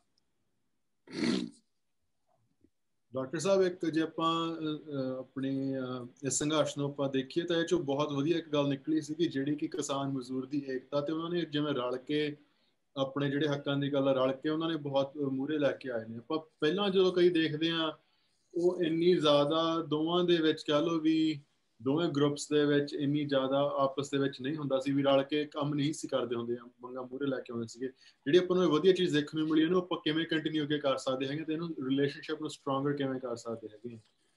ਦੇਖੋ, ਗੱਲ ਇਹ ਹੈਗੀ, ਇੰਸੀਡੈਂਟਲੀ ਮੈਂ ਕਿਸਾਨ ਪਰਿਵਾਰ ਚੋਂ ਹਾਂ, ਪਰ ਮੈਨੂੰ ਇਸ ਗੱਲ ਮੰਨਣ 'ਚ ਆਪਦੀ ਜਿਹੜੀ ਹੈਗੀ ਮਾਫੀ ਵੀ ਮੈਂ ਮੰਗਦਾ ਕਿ ਸਾਡਾ ਭਾਈਚਾਰਾ ਖੇਤ ਮਜ਼ਦੂਰਾਂ ਨਾਲ, ਪੇਂਡੂ ਕਾਰੀਗਰਾਂ ਨਾਲ ਬਹੁਤ ਜ਼ਿਆਦਤੀਆਂ ਕਰਦਾ ਹੈ। ਜ਼ਿਆਦਤੀਆਂ ਇਹੋ ਜਿਹੀਆਂ ਜਿਹੜੀਆਂ ਦੇਖੀ ਮਤਲਬ ਕਹੀਆਂ ਨਹੀਂ ਜਾ ਸਕਦੀਆਂ ਹੈਗੀਆਂ। ਹੋਰ ਤਾਂ ਹੋਰ, ਜਦੋਂ ਹੁਣ ਜ਼ਮਾਨਾ ਬਦਲ ਗਿਆ, ਜ਼ਿਆਦਤੀਆਂ ਘਟੀਆਂ ਨੇ। ਇਹ ਇਸੇ ਸਾਲ ਜਦੋਂ ਪੈਡੀ ਪਲਾਂਟੇਸ਼ਨ ਸੀ, COVID-19 ਕਰਕੇ ਬਿਹਾਰ ਯੂਪੀ ਲੇਬਰ ਵਾਪਸ ਗਈ ਸੀ, ਤਾਂ ਉਸ ਮੌਕੇ ਸਾਡੇ ਭਾਈਚਾਰੇ ਨੇ ਕੁਝ ਪਿੰਡਾਂ ਦੇ ਵਿੱਚ ਪੰਚਾਇਤਾਂ ਤੋਂ ਮਤੇ ਪਵਾਏ ਕਿ ਜਿਹੜੀ ਲੋਕਲ ਖੇਤ ਮਜ਼ਦੂਰ ਨੇ ਉਹਨਾਂ ਦੀ ਵੱਧ ਤੋਂ ਵੱਧ ਮਜ਼ਦੂਰੀ ਇੰਨੀ ਹੋਊਗੀ, ਉਸ ਤੋਂ ਵੱਧ ਲੈਣਗੇ ਤਾਂ ਉਹਦਾ ਸੋਸ਼ਲ ਬਾਈਕਾਟ ਕੀਤਾ ਜਾਊਗਾ। ਇੱਕ ਹੋਰ ਵੀ ਵੱਡਾ ਦੁੱਖ, ਅਸੀਂ ਆਪਣੇ ਧਰਮ ਨੂੰ ਇੰਨਾ ਘੱਟ ਸਮਝਦੇ ਹਾਂ ਕਿ ਗੁਰਦੁਆਰਾ ਸਾਹਿਬ ਜਿਹੜੇ ਸਰਬ ਸਾਂਝੇ ਹੁੰਦੇ ਨੇ, ਉੱਥੋਂ ਜਾ ਕੇ ਉਹ ਮਤੇ ਅਨਾਉਂਸ ਵੀ ਕੀਤੇ ਗਏ ਇੱਕ ਸੋਸ਼ਲ ਬਾਈਕਾਟ ਕਰਨ ਦੇ। ਹਾਂ, ਸਾਡੀਆਂ ਕਿਸਾਨ ਜਥੇਬੰਦੀਆਂ, ਮਜ਼ਦੂਰ ਜਥੇਬੰਦੀਆਂ, ਉਹਨੇ ਸਿਆਣਪ ਨੇ ਉਹ ਟਕਰਾਅ ਨੂੰ ਜਿਹੜਾ ਹੈਗਾ ਘਟਾਇਆ ਜਾਂ ਉਹਨੂੰ ਮਤਲਬ ਖਤਮ ਕੀਤਾ। ਪਰ ਹੁਣ ਜਦੋਂ ਤੇ ਉਹ ਜਿਹੜੀ ਇੱਕ ਹੋਰ ਹੈ, ਜਿਹੜੀ ਪੰਚਾਇਤੀ ਜ਼ਮੀਨ ਆ, ਉਹ 'ਚੋਂ 1/3 ਹਿੱਸਾ ਦਲਿਤਾਂ ਦਾ ਹੈਗਾ। ਸਾਡੇ ਕਿਸਾਨ ਪਰਿਵਾਰਾਂ ਨੇ ਇਹ ਬਹੁਤੀ ਵਾਰੀ ਡੰਮੀ ਬੋਲੀਆਂ ਦਵਾ ਕੇ ਉਹਨਾਂ ਨੂੰ ਜ਼ਮੀਨ ਨਹੀਂ ਲੈਣ ਦਿੱਤੀ, ਕਿਸੇ ਇੱਕ ਦਲਿਤ ਦੇ ਨਾਂ ਤੇ ਜ਼ਮੀਨ ਆਪ ਲੈ ਕੇ ਵਾਹੁੰਦੇ ਰਹੇ ਨੇ। ਪਰ ਹੁਣ ਦਲਿਤ ਪਰਿਵਾਰ ਵੀ, ਖੇਤ ਮਜ਼ਦੂਰ ਪਰਿਵਾਰ ਵੀ, ਇਹ ਜ਼ਮੀਨ ਪ੍ਰਾਪਤ ਸੰਘਰਸ਼ ਕਮੇਟੀ ਵਾਲੇ, ਹੋਰ ਇਸ ਤਰ੍ਹਾਂ ਦੇ, ਉਸ ਤੋਂ ਬਿਨਾਂ ਬਾਕੀ ਸਾਰੇ ਵਰਗ ਨਾਲ ਲੱਗੇ ਨੇ। ਜਿਹੜੇ ਖੇਤ ਮਜ਼ਦੂਰ ਤੇ ਪੇਂਡੂ ਕਾਰੀਗਰ ਲੱਗੇ ਨੇ, ਜ਼ਮੀਨ ਪ੍ਰਾਪਤ ਸੰਘਰਸ਼ ਕਮੇਟੀ ਵਾਲੇ ਨਾਲ ਲੱਗੇ ਨੇ, ਉਹ ਬਹੁਤ ਸਿਆਣਪ ਨਾਲ ਵਡੇਰੇ ਹਿੱਤਾਂ 'ਚ ਲੱਗੇ ਨੇ। ਉਹਨਾਂ ਨੂੰ ਪਤਾ ਹੈ ਕਿ ਕਿਸਾਨਾਂ ਨਾਲ ਸਾਨੂੰ ਕੁਝ ਪ੍ਰੋਬਲਮਸ ਹੈਗੀਆਂ, ਸਾਡੀ ਬਣਦੀ ਜ਼ਮੀਨ ਸਾਨੂੰ ਠੇਕੇ ਤੇ ਲੈਣ ਦਿੱਤੇ, ਹੋਰ ਜਾਤੀਆਂ ਕਰਦੇ ਨੇ। ਪਰ ਜੇ ਸਾਨੂੰ ਇੱਥੋਂ ਕੱਢ ਦਿੱਤਾ ਗਿਆ, ਹੁਣ ਸਾਨੂੰ 2 ਡੰਗ ਦੀ ਰੁੱਖੀ ਸੁੱਕੀ ਰੋਟੀ ਪਿੰਡਾਂ 'ਚੋਂ ਖੇਤੀਬਾੜੀ ਖੇਤਰ 'ਚੋਂ ਮਿਲਦੀ ਹੈ। ਜੇ ਸ਼ਹਿਰਾਂ 'ਚ ਚਲੇ ਗਏ ਲੇਬਰ ਚੌਂਕ ਤੇ ਪਹਿਲਾਂ ਬੈਠ ਕੇ ਉਹ ਦੇਖਿਆ ਉਹਦਾ ਹੱਲ ਕੀ ਹੁੰਦਾ ਹੈਗਾ ਜਿਹੜੇ ਜਾਂਦੇ ਨੇ। ਇਸ ਲਈ ਉਹ ਸਾਰੇ ਲੋਕ ਨਾਲ ਲੱਗ ਗਏ ਨੇ। ਹੁਣ ਤਾਂ ਕਿਸਾਨ ਭਾਈਚਾਰੇ ਦੀ ਫਰਜ਼ ਸਾਹਮਣੇ ਆਊਗਾ ਆਹ ਸੰਘਰਸ਼ ਦੀ ਜਿੱਤ ਤੋਂ ਬਾਅਦ ਕਿ ਮੁੜ ਕੇ ਜਾ ਕੇ ਉਹਨਾਂ ਨਾਲ ਮਤਲਬ ਕਿਸ ਤਰ੍ਹਾਂ ਦੇ ਸੰਬੰਧ ਕਾਇਮ ਕਰਨੇ, ਉਹਨਾਂ ਦੇ ਹੱਕ ਕਿਸ ਤਰ੍ਹਾਂ ਦੇ ਦੇਣੇ ਨੇ। ਮੈਨੂੰ ਤਾਂ ਇਹ ਵੀ ਲੱਗਦਾ ਹੈਗਾ ਜਿਹੜੀ ਪੰਚਾਇਤੀ ਜ਼ਮੀਨ ਆ ਉਹਦਾ ਤੀਜਾ ਹਿੱਸਾ ਹੀ ਅਸੀਂ ਉਹਨਾਂ ਨੂੰ ਕਿਉਂ ਦਈਏ। ਪੰਚਾਇਤੀ ਜ਼ਮੀਨਾਂ ਭਲੇ ਲਈ ਹੁੰਦੀਆਂ ਨੇ। ਦਲਿਤ ਪਰਿਵਾਰ ਨੇ ਪੰਜਾਬ 'ਚ ਆਮ ਤੌਰ ਤੇ ਦਲਿਤ ਪਰਿਵਾਰਾਂ ਕੋਲ ਜ਼ਮੀਨ ਨਹੀਂ ਹੈਗੀ, ਸਾਰੀ ਜ਼ਮੀਨ ਉਹਨਾਂ ਨੂੰ ਕਿਉਂ ਨਾ ਦੇ ਦਈਏ ਤਾਂ ਕਿ ਉਹ ਰਲ ਮਿਲ ਕੇ ਖੇਤੀ ਕਰਨ ਤੇ ਆਪਦਾ ਅੱਗੇ ਵਧਣ। ਫਿਰ ਮੈਨੂੰ ਇਹ ਵੀ ਲੱਗਦੀ ਹੈ ਧਰਮ ਵੀ ਲੋਕਾਂ ਦੇ ਭਲੇ ਲਈ ਹੁੰਦਾ। ਸਾਡੀਆਂ ਧਾਰਮਿਕ ਜ਼ਮੀਨਾਂ ਦੀ ਜਿਹੜੀ ਆਮਦਨ ਹੈ ਉਹ ਇਕੱਠੀ ਹੋ ਕੇ ਹੈੱਡ ਆਫਿਸ ਨੂੰ ਕਿਉਂ ਜਾਵੇ, ਕਿਉਂ ਨਾ ਉਹ ਅਸੀਂ ਧਾਰਮਿਕ ਜ਼ਮੀਨਾਂ ਵੀ ਇਹਨਾਂ ਲੋਕਾਂ ਨੂੰ ਦੇ ਦਈਏ। ਇਸ ਲਈ ਸਾਨੂੰ ਮੁੜ ਕੇ ਸੋਚਣਾ ਪਊਗਾ ਕਿ ਜਿਹੜੇ ਖੇਤੀਬਾੜੀ ਦੇ ਨਿਰਭਰ ਹਾਸ਼ੀਏ ਵਾਲੇ ਲੋਕ ਨੇ ਉਹਨਾਂ ਨੂੰ ਉਹ ਹਾਸ਼ੀਏ ਤੋਂ ਉੱਪਰ ਜਾ ਕੇ ਕਿਵੇਂ ਲਿਆਂਦਾ ਜਾਵੇ, ਉਹਨਾਂ ਸਮੱਸਿਆਵਾਂ ਕਿਵੇਂ ਹੱਲ ਕੀਤੀਆਂ ਜਾਣ। ਸੰਗਤਾਂ ਵੱਲੋਂ ਸਵਾਲ ਆਇਆ ਹੈ ਕਿ ਜਿਵੇਂ ਪੰਜਾਬ ਦੇ ਵਿੱਚ ਸਿਰਫ ਐਗਰੀਕਲਚਰ ਹੁੰਦਾ, ਐਗਰੇਰੀਅਨ ਸੈਕਟਰ ਹੈ ਸਿਰਫ ਪੰਜਾਬ ਦੇ ਵਿੱਚ, ਤੇ ਜਿਵੇਂ ਬੈਂਗਲੌਰ, ਪੂਨੇ, ਗੁੜਗਾਉਂ ਇਹਨਾਂ ਦੇ ਵਿੱਚ ਸਰਵਿਸ ਸੈਕਟਰ ਵੀ ਨੇ ਜਿੱਥੇ ਲੋਕ ਕੰਮ ਕਰਦੇ ਆ, ਇੰਪਲੋਇਡ ਹੈ ਤੇ ਉਹਨਾਂ ਦੀ ਇੰਪਲੋਇਮੈਂਟ ਰੇਟ ਵੱਧ ਹੈ, ਤਾਂ ਕੀ ਜਿਹੜਾ ਪੰਜਾਬ ਹੈ ਇਹਨੂੰ ਸਰਵਿਸ ਸੈਕਟਰ ਵੱਲ ਵਧਣਾ ਚਾਹੀਦਾ ਕਿ ਨਹੀਂ? ਜਿਵੇਂ ਬਾਕੀ ਦੇ ਸੂਬੇ ਸਾਡੇ ਨਾਲ ਦੇ ਨੇ, ਕੀ ਸਾਨੂੰ ਉਹਦਾ ਫਾਇਦਾ ਹੋਊਗਾ ਜਾਂ ਨਹੀਂ ਹੋਊਗਾ? ਨਹੀਂ ਬੇਟੇ ਦੇਖੋ, ਸਰਵਿਸ ਸੈਕਟਰ ਵੱਲ ਨੂੰ ਵਧਣਾ ਚਾਹੀਦਾ ਹੈ। ਉਹ ਦੇਖਣਾ ਕਿ ਕਿਹੜਾ ਸਰਵਿਸ ਸੈਕਟਰ ਸਾਡੇ ਕੋਲ ਆਊਗਾ। ਜਿਹੜੀ ਇੰਪਲੋਇਮੈਂਟ ਦੀ ਗੱਲ ਕੀਤੀ ਹੈ ਇਹ ਤਾਂ ਸ਼ਾਇਦ ਮੈਂ ਥੋੜੀ ਜਿਹੀ ਸਹਿਮਤੀ ਦੇਵਾਂ। ਸਰਵਿਸ ਸੈਕਟਰ 'ਚ ਇੰਪਲੋਇਮੈਂਟ ਅਪਰਚੂਨਿਟੀਜ਼ ਬਹੁਤ ਜ਼ਿਆਦਾ ਨਹੀਂ ਹੈਗੀਆਂ। ਮੇਰੀ ਉਮਰ ਬਹੁਤ ਵੱਡੀ ਹੈ, ਜਿਹੜਾ ਆਟੋਮੇਸ਼ਨ ਹੈਗਾ ਤੇ ਆਰਟੀਫਿਸ਼ੀਅਲ ਇੰਟੈਲੀਜੈਂਸ ਹੈਗੀ ਉਹ ਤਾਂ ਸਰਵਿਸ ਸੈਕਟਰ 'ਚ ਵੀ ਇੰਪਲੋਇਮੈਂਟ ਅਪਰਚੂਨਿਟੀਜ਼ ਨੂੰ ਖਾ ਰਹੀ ਹੈਗੀ, ਹੈ ਨਾ। ਇਸ ਲਈ ਸਰਵਿਸ ਸੈਕਟਰ 'ਚ ਸਾਨੂੰ ਵਧਣਾ ਚਾਹੀਦਾ ਹੈ ਜਿਹੜਾ ਸਾਡੇ ਲਈ ਵਾਇਬਲ ਹੋਵੇ। ਪਰ ਉਹ ਸਰਵਿਸ ਸੈਕਟਰ ਕਿਸ ਤਰ੍ਹਾਂ ਆਊਗਾ ਇਹ ਸਰਕਾਰਾਂ ਦੇ ਨਿਰਭਰ ਕਰੂਗਾ। ਤੇ ਇਕੱਲਾ ਇਹ ਕਹਿਣਾ ਕਿ ਸਰਵਿਸ ਸੈਕਟਰ ਆ ਜਾਵੇ ਸਾਨੂੰ ਇੰਪਲੋਇਮੈਂਟ ਵੱਧ ਜੂਗੀ, ਉਹ ਨਹੀਂ। ਮੋਰ ਓਵਰ ਜਿਹੜਾ ਸਾਡਾ ਅੱਜ ਦਾ ਐਗਰੀਕਲਚਰ ਸੈਕਟਰ ਹੈ ਉੱਥੇ ਜਿੰਨੀ ਸਾਡੀ ਯੰਗ ਪਾਪੂਲੇਸ਼ਨ ਬੈਠੀ ਹੈ, ਜਿਹੜੀ ਸਰਵਿਸ ਸੈਕਟਰ ਦੀਆਂ ਰਿਕੁਆਇਰਮੈਂਟਸ ਹੈ ਉਹ ਬਹੁਤਾ ਜ਼ਿਆਦਾ ਪੂਰਾ ਨਹੀਂ ਕਰਦੀ। ਜਿਹੜੇ ਸਾਡੇ +2 ਬੱਚੇ ਕੈਨੇਡਾ ਜ਼ਿਆਦਾ ਆ ਰਹੇ ਨੇ, ਵੱਡੀ ਗਿਣਤੀ ਜਹਾਜ਼ ਆ ਰਹੇ ਨੇ, ਉਹ ਵੀ ਜਿਹੜੇ ਕਾਲਜਾਂ 'ਚ ਪੜ੍ਹਦੇ ਨੇ, ਜਿਹੜੀ ਉਹਨਾਂ ਨੂੰ ਡਿਗਰੀ ਦਿੱਤੀ ਜਾ ਰਹੀ ਹੈ, ਜਿਸ ਤਰ੍ਹਾਂ ਉਹਨਾਂ ਨੂੰ ਪੜ੍ਹਾਇਆ ਜਾ ਰਿਹਾ ਹੈ, ਅਸੀਂ ਉਹਨਾਂ ਨੂੰ ਕੋਈ ਪੜ੍ਹੇ ਲਿਖਿਆਂ ਦੀ ਜਾਂ ਪ੍ਰੋਫੈਸ਼ਨਲ ਦੀ ਕਲਾਸ ਨਹੀਂ ਬਣਾ ਰਹੇ ਹੈਗੇ। ਅਸੀਂ ਉਹਨਾਂ ਨੂੰ ਮੁੜ ਕੇ ਫਿਰ ਉਹ ਲੇਬਰ ਬਣਾ ਰਹੇ ਹਾਂ ਜਿਹੜੀ ਥੱਲੇ ਵਾਲੀ ਲੈਵਲ ਦੀ ਲੇਬਰ ਹੈਗੀ। ਇਸ ਲਈ ਸਰਵਿਸ ਸੈਕਟਰ ਦੇ ਵਿੱਚ ਸਾਡੇ ਆਮ ਕਿਸਾਨ ਨੂੰ, ਖੇਤ ਮਜ਼ਦੂਰ ਨੂੰ, ਪਿੰਡੂ ਕਾਰੀਗਰ ਨੂੰ ਉਹਦਾ ਮਤਲਬ ਐਜੂਕੇਸ਼ਨ ਦਾ ਲੈਵਲ ਘੱਟ ਹੋਣ ਕਰਕੇ ਤੇ ਉਹਦੀ ਕੰਪਿਊਟਰ IT ਦੀ ਨੌਲੇਜ ਘੱਟ ਹੋਣ ਕਰਕੇ ਬਹੁਤੀਆਂ ਇੰਪਲੋਇਮੈਂਟ ਅਪਰਚੂਨਿਟੀਜ਼ ਨਹੀਂ ਹੈਗੀਆਂ। ਉਹਦੇ ਬਾਵਜੂਦ ਵੀ ਸਰਵਿਸ ਸੈਕਟਰ ਜਿੰਨਾ ਅਸੀਂ ਲਿਆ ਸਕੀਏ ਉਹ ਜਿਹਦਾ ਵਾਇਬਲ ਹੋਵੇ ਉਹ ਸਾਡੇ ਹੱਕ 'ਚ ਹੋਊਗਾ। ਡਾਕਟਰ ਸਾਹਿਬ ਇੱਕ ਸਵਾਲ ਸੀਗਾ ਹੋਰ ਵੀ, ਜਿਵੇਂ ਹੁਣ ਅਸੀਂ ਜਿਹੜੇ ਬਾਹਰ ਬੈਠੇ ਨੌਜਵਾਨ ਆ, ਜਿਹੜੇ ਡਾਇਸਪੋਰਾ ਦੇ ਵਿੱਚ ਜਿਹੜੇ ਸਾਰੇ ਰਹਿੰਦੇ ਨੇ ਪੰਜਾਬ ਦੇ, ਉਹਨਾਂ ਦੀ ਤੁਸੀਂ ਕੀ ਦੇਖ ਸਕਦੇ ਹੋ, ਉਹਨਾਂ ਦੀ ਇਨਵੋਲਵਮੈਂਟ ਸਾਰੇ ਸੰਘਰਸ਼ ਦੇ ਵਿੱਚ ਕੀ ਹੋਣੀ ਚਾਹੀਦੀ ਤੇ ਕਿੱਦਾਂ ਅਸੀਂ ਉਹਦੇ ਵਿੱਚ ਕਹਿ ਲਓ ਆਪਣਾ ਸਹਿਯੋਗ ਜਾਂ ਹਿੱਸਾ ਪਾ ਸਕਦੇ ਹੈਗੇ? ਦੇਖੋ ਜਿਹੜਾ ਚੱਲ ਰਿਹਾ ਵਰਤਮਾਨ ਸੰਘਰਸ਼ ਹੈ ਇਹ 'ਚ ਜਿਹੜਾ ਬਾਹਰ ਬੈਠੇ ਜਿਨ੍ਹਾਂ ਨੂੰ ਅਸੀਂ NRI ਕਹਿ ਦਿੰਦੇ ਹਾਂ ਉਹਦਾ ਬਹੁਤ ਹੀ ਪ੍ਰਸ਼ੰਸਾਯੋਗ ਯੋਗਦਾਨ ਹੈਗਾ, ਕਿਉਂਕਿ ਜਿਹੜਾ ਹੱਥ ਦਾ ਨਾਰਾ ਉਹ ਮਾਰ ਰਹੇ ਨੇ, ਜਿੰਨੀ ਪਾਰਟਿਸਿਪੇਸ਼ਨ ਕਰ ਰਹੇ ਨੇ, ਜਿੰਨੀ ਮਦਦ ਕਰ ਰਿਹਾ ਹੈ, ਉਹਦੀ ਜਿੰਨੀ ਸਿਫਤ ਕਰ ਲਈ ਉਨੀ ਥੋੜੀ ਹੈਗੀ। ਤੇ ਇਹ ਤੋਂ ਲੱਗਦਾ ਹੈ ਕਿ ਉਹ ਆਪਦੀਆਂ ਜੜ੍ਹਾਂ ਬਾਰੇ ਚਿੰਤਤ ਹੈਗੇ। ਪਰ ਇਹਦਾ ਇੱਕ ਫਾਇਦਾ ਵੀ ਹੈ, ਜੇ ਜੜ੍ਹਾਂ ਜਿਉਂਦੇ ਰਹਿਣਗੀਆਂ ਪੱਤੇ ਤਾਂ ਹੀ ਹਰੇ ਰਹਿਣਗੇ, ਨਹੀਂ ਤਾਂ ਪੱਤੇ ਮੁਰਝਾ ਜਾਂਦੇ, ਮੁੱਕ ਜਾਂਦੇ। ਪਰ ਇੱਕ ਨਾਲ ਪੱਖ ਹੈਗਾ ਦੁਖਦਾਈ ਜਿਹੜਾ ਇੱਥੇ ਕਹਿ ਦੇਣਾ ਚਾਹੀਦਾ ਹੈ, ਉਹ ਹੈ ਕਿ ਜਿਹੜੇ ਸਾਡੇ ਬੱਚੇ ਲੱਖਾਂ ਦੀ ਗਿਣਤੀ 'ਚ ਸਾਲ 'ਚ ਲੱਖਾਂ ਤੋਂ ਵੱਧ ਕੈਨੇਡਾ ਵਗੈਰਾ ਆ ਰਹੇ ਨੇ, ਜਦ ਇੱਥੇ ਆ ਕੇ ਕਾਲਜ ਤੋਂ ਬਿਨਾਂ ਜਦੋਂ ਨੌਕਰੀ ਕਰਦੇ ਆ ਉਹਨਾਂ ਤੋਂ ਘੱਟੋ ਘੱਟ ਮਜ਼ਦੂਰੀ ਤੋਂ ਵੀ ਘੱਟ ਤਨਖਾਹਾਂ ਦਿੱਤੀਆਂ, ਕਈ ਵਾਰੀ ਦੱਬ ਲਈਆਂ ਜਾਂਦੀਆਂ ਨੇ। ਮੈਂ ਇੱਕ ਵੀਡੀਓ ਦੇਖ ਰਿਹਾ ਸੀ, ਉੱਥੇ ਆਮ ਤੌਰ ਤੇ ਕੈਨੇਡਾ ਬੱਚੇ ਜਦ ਅਸੀਂ ਵੀਡੀਓ ਦੇਖਦੇ ਹਾਂ ਤਾਂ ਉੱਥੇ ਇੱਕ ਮੀਡੀਆ ਥਰੂ ਪ੍ਰੋਪੇਗੇਟ ਕੀਤਾ ਜਾਂਦਾ ਕਿ ਇਹ ਬਦਸਲੂਕੀ ਕਰਦੇ ਨੇ। ਉਹ ਬੱਚਿਆਂ ਦਾ ਵੀ ਸੀ ਕਿ ਜਿਸ ਤਰ੍ਹਾਂ ਉਹ ਇਕੱਠੇ ਹੋ ਕੇ ਭੱਜ ਦੌੜ ਜਾ ਰਹੇ ਸੀ, ਮੈਨੂੰ ਲੱਗਦਾ ਸੀ ਕਿ ਵੀ ਕੋਈ ਇਹੋ ਜਿਹੀ ਨਵੀਂ ਗੱਲ ਨਾ ਖੜੀ ਕਰਨ ਜਿਹਦੇ ਨਾਲ ਉਲਾਂਭਾ ਮਿਲੇ, ਹੈ ਨਾ। ਪਰ ਜਦੋਂ ਉਹ ਕੋਈ ਇਲੈਕਸ਼ਨ ਚੱਲ ਰਹੀ ਸੀ ਕਿਸੇ ਗੁਰਦੁਆਰਾ ਸਾਹਿਬ ਦੀ, ਤੇ ਉਹ ਨਾਅਰੇ ਮਾਰ ਰਹੇ ਸੀ ਵੀ ਗੁਰਦੁਆਰੇ ਦੀ ਪ੍ਰਧਾਨਗੀ ਲਈ ਜਿਹੜਾ ਬੰਦਾ ਚੋਣ ਲੜ ਰਿਹਾ ਹੈ ਉਹਨੇ ਸਾਡੀਆਂ ਦਿਹਾੜੀਆਂ ਦੇ ਪੈਸੇ ਰੱਖਿਆ ਸਾਨੂੰ ਦੇਵੇ। ਇਸ ਲਈ ਜਿਹੜੀ ਅਮਰਵੇਲ ਇੱਥੇ ਸਾਡੇ ਹੈ ਬੱਚਿਆਂ ਨੂੰ ਖਾਂਦੀ ਹੈ, ਉਹ ਅਮਰਵੇਲ ਤੇ ਵੀ ਤੁਹਾਨੂੰ ਰਲ ਮਿਲ ਕੇ ਨੱਥ ਪਾਉਣੀ ਪਊਗੀ, ਜਿਸ ਤਰ੍ਹਾਂ ਤੁਸੀਂ ਹੁਣ ਵਾਲੇ ਪੰਜਾਬ ਜਾਂ ਭਾਰਤ ਦੇ ਕਿਸਾਨ ਸੰਘਰਸ਼ 'ਚ ਯੋਗਦਾਨ ਪਾ ਰਹੇ ਹੋ, ਪਰ ਤੁਹਾਡੇ ਯੋਗਦਾਨ ਦੀਆਂ ਸਿਫਤਾਂ ਪਰ ਜਿਹੜੇ ਸਾਡੇ ਬੱਚੇ, ਸਾਡਾ ਭਾਈਚਾਰਾ ਉੱਥੋਂ ਉੱਜੜ ਕੇ ਆ ਗਿਆ ਜਾਂ ਉਜਾੜਿਆ ਹੋਇਆ ਆ ਗਿਆ, ਉਹਦੇ ਨਾਲ ਜ਼ਿਆਦਾ ਲੋਕ ਠੀਕ ਸਲੂਕ ਕਰਦੇ ਆ। ਜਿਹੜੀ ਅੰਬਰਵੇਲ ਹੈ, ਅੰਬਰਵੇਲ ਨੂੰ ਉਹਨਾਂ ਦੇ ਸਿਰਾਂ ਤੋਂ ਲਾ ਕੇ ਸਿੱਟੋ ਤਾਂ ਕਿ ਉਹਨਾਂ ਦਾ ਖੂਨ ਨਾ ਚੂਸੇ। ਬਹੁਤ ਬਹੁਤ ਧੰਨਵਾਦ ਡਾਕਟਰ ਸਾਹਿਬ। ਜੇ ਤੁਹਾਡੇ ਕੋਲ ਕੋਈ ਸੇਮ ਕੁਐਸਚਨ ਦੇ ਉੱਤੇ ਜੇ ਤੁਹਾਡੇ ਕੋਲ ਕੋਈ ਸਪੈਸੀਫਿਕ ਚੀਜ਼ਾਂ ਹੋਣ ਜਿਹੜੀਆਂ ਡਾਇਸਪੋਰਾ ਦੇ ਵਿੱਚ ਯੂਥ ਨੂੰ ਕਰਨੀਆਂ ਚਾਹੀਦੀਆਂ ਹੈਗੀਆਂ ਨੇ, ਜਾਂ ਉਹ ਤਾਂ ਮੈਂ ਇਹੀ ਕਹਿਣਾ, ਇੱਕ ਗੱਲ ਹੈਗੀ ਕਿ ਜਿੰਨਾ ਸਾਡਾ ਬੱਚਾ, ਸਾਡੇ ਭੈਣ ਭਰਾ ਸਾਤੋਂ ਬੜੇ ਇੱਥੇ ਆਏ ਨੇ, ਸਾਨੂੰ ਜਿਹੜੀਆਂ ਚੰਗੀਆਂ ਗੱਲਾਂ ਇੱਥੋਂ ਸਿੱਖਦੇ ਆ ਉਹਦਾ ਗ੍ਰਹਿਣ ਕਰਨੀਆਂ ਚਾਹੀਦੀਆਂ। ਮਾੜੀਆਂ ਗੱਲਾਂ ਉੱਥੇ ਵਾਲੀਆਂ ਇੱਥੇ ਲਿਆ ਕੇ ਉਹ ਖੰਡਾਉਣੀਆਂ ਨਹੀਂ ਚਾਹੀਦੀਆਂ, ਜਿਵੇਂ ਰੌਲਾ ਪਾਉਣਾ, ਲਿਟਰਿੰਗ ਕਰਨੀ ਜਾਂ ਹੋਰ ਗੱਲਾਂ ਜਿਹੜੀਆਂ ਇਸ ਤਰ੍ਹਾਂ ਦੀਆਂ ਦੇਖਣ ਨੂੰ ਮਿਲਦੀਆਂ ਨੇ, ਹੈ ਨਾ, ਉਹ ਉਹਨਾਂ ਗੱਲਾਂ ਤੋਂ ਪਰਹੇਜ਼ ਕਰਨਾ ਚਾਹੀਦਾ ਜਿੱਥੇ ਅਸੀਂ ਅਨਸਿਵਲਾਈਜ਼ਡ ਲੱਗਦੇ ਹੈਗੇ। ਕੁੱਲ ਮਿਲਾ ਕੇ ਸਾਡੇ ਜ਼ਿਆਦਾ ਵਧੀਆ ਹੈਗਾ, ਸਾਨੂੰ ਸਿੱਖਦੇ ਆ, ਪਰ ਜਿਹੜਾ ਉਹ ਗੱਲਾਂ ਉੱਥੇ ਦੀਆਂ ਮਾੜੀਆਂ ਲੈ ਕੇ ਆ ਰਿਹਾ, ਇੱਥੇ ਚੰਗੀਆਂ ਸਿੱਖਦੇ ਨਹੀਂ। ਉਹ ਦੋਨੇ ਗੱਲਾਂ ਤੇ ਸਾਨੂੰ ਕਰਨੇ, ਇੱਥੇ ਚੰਗੀਆਂ ਸਿੱਖਣੀਆਂ ਵੀ ਪੈਣਗੀਆਂ, ਉੱਥੇ ਦੀਆਂ ਮਾੜੀਆਂ ਛੱਡਣੀਆਂ ਵੀ ਪੈਣਗੀਆਂ।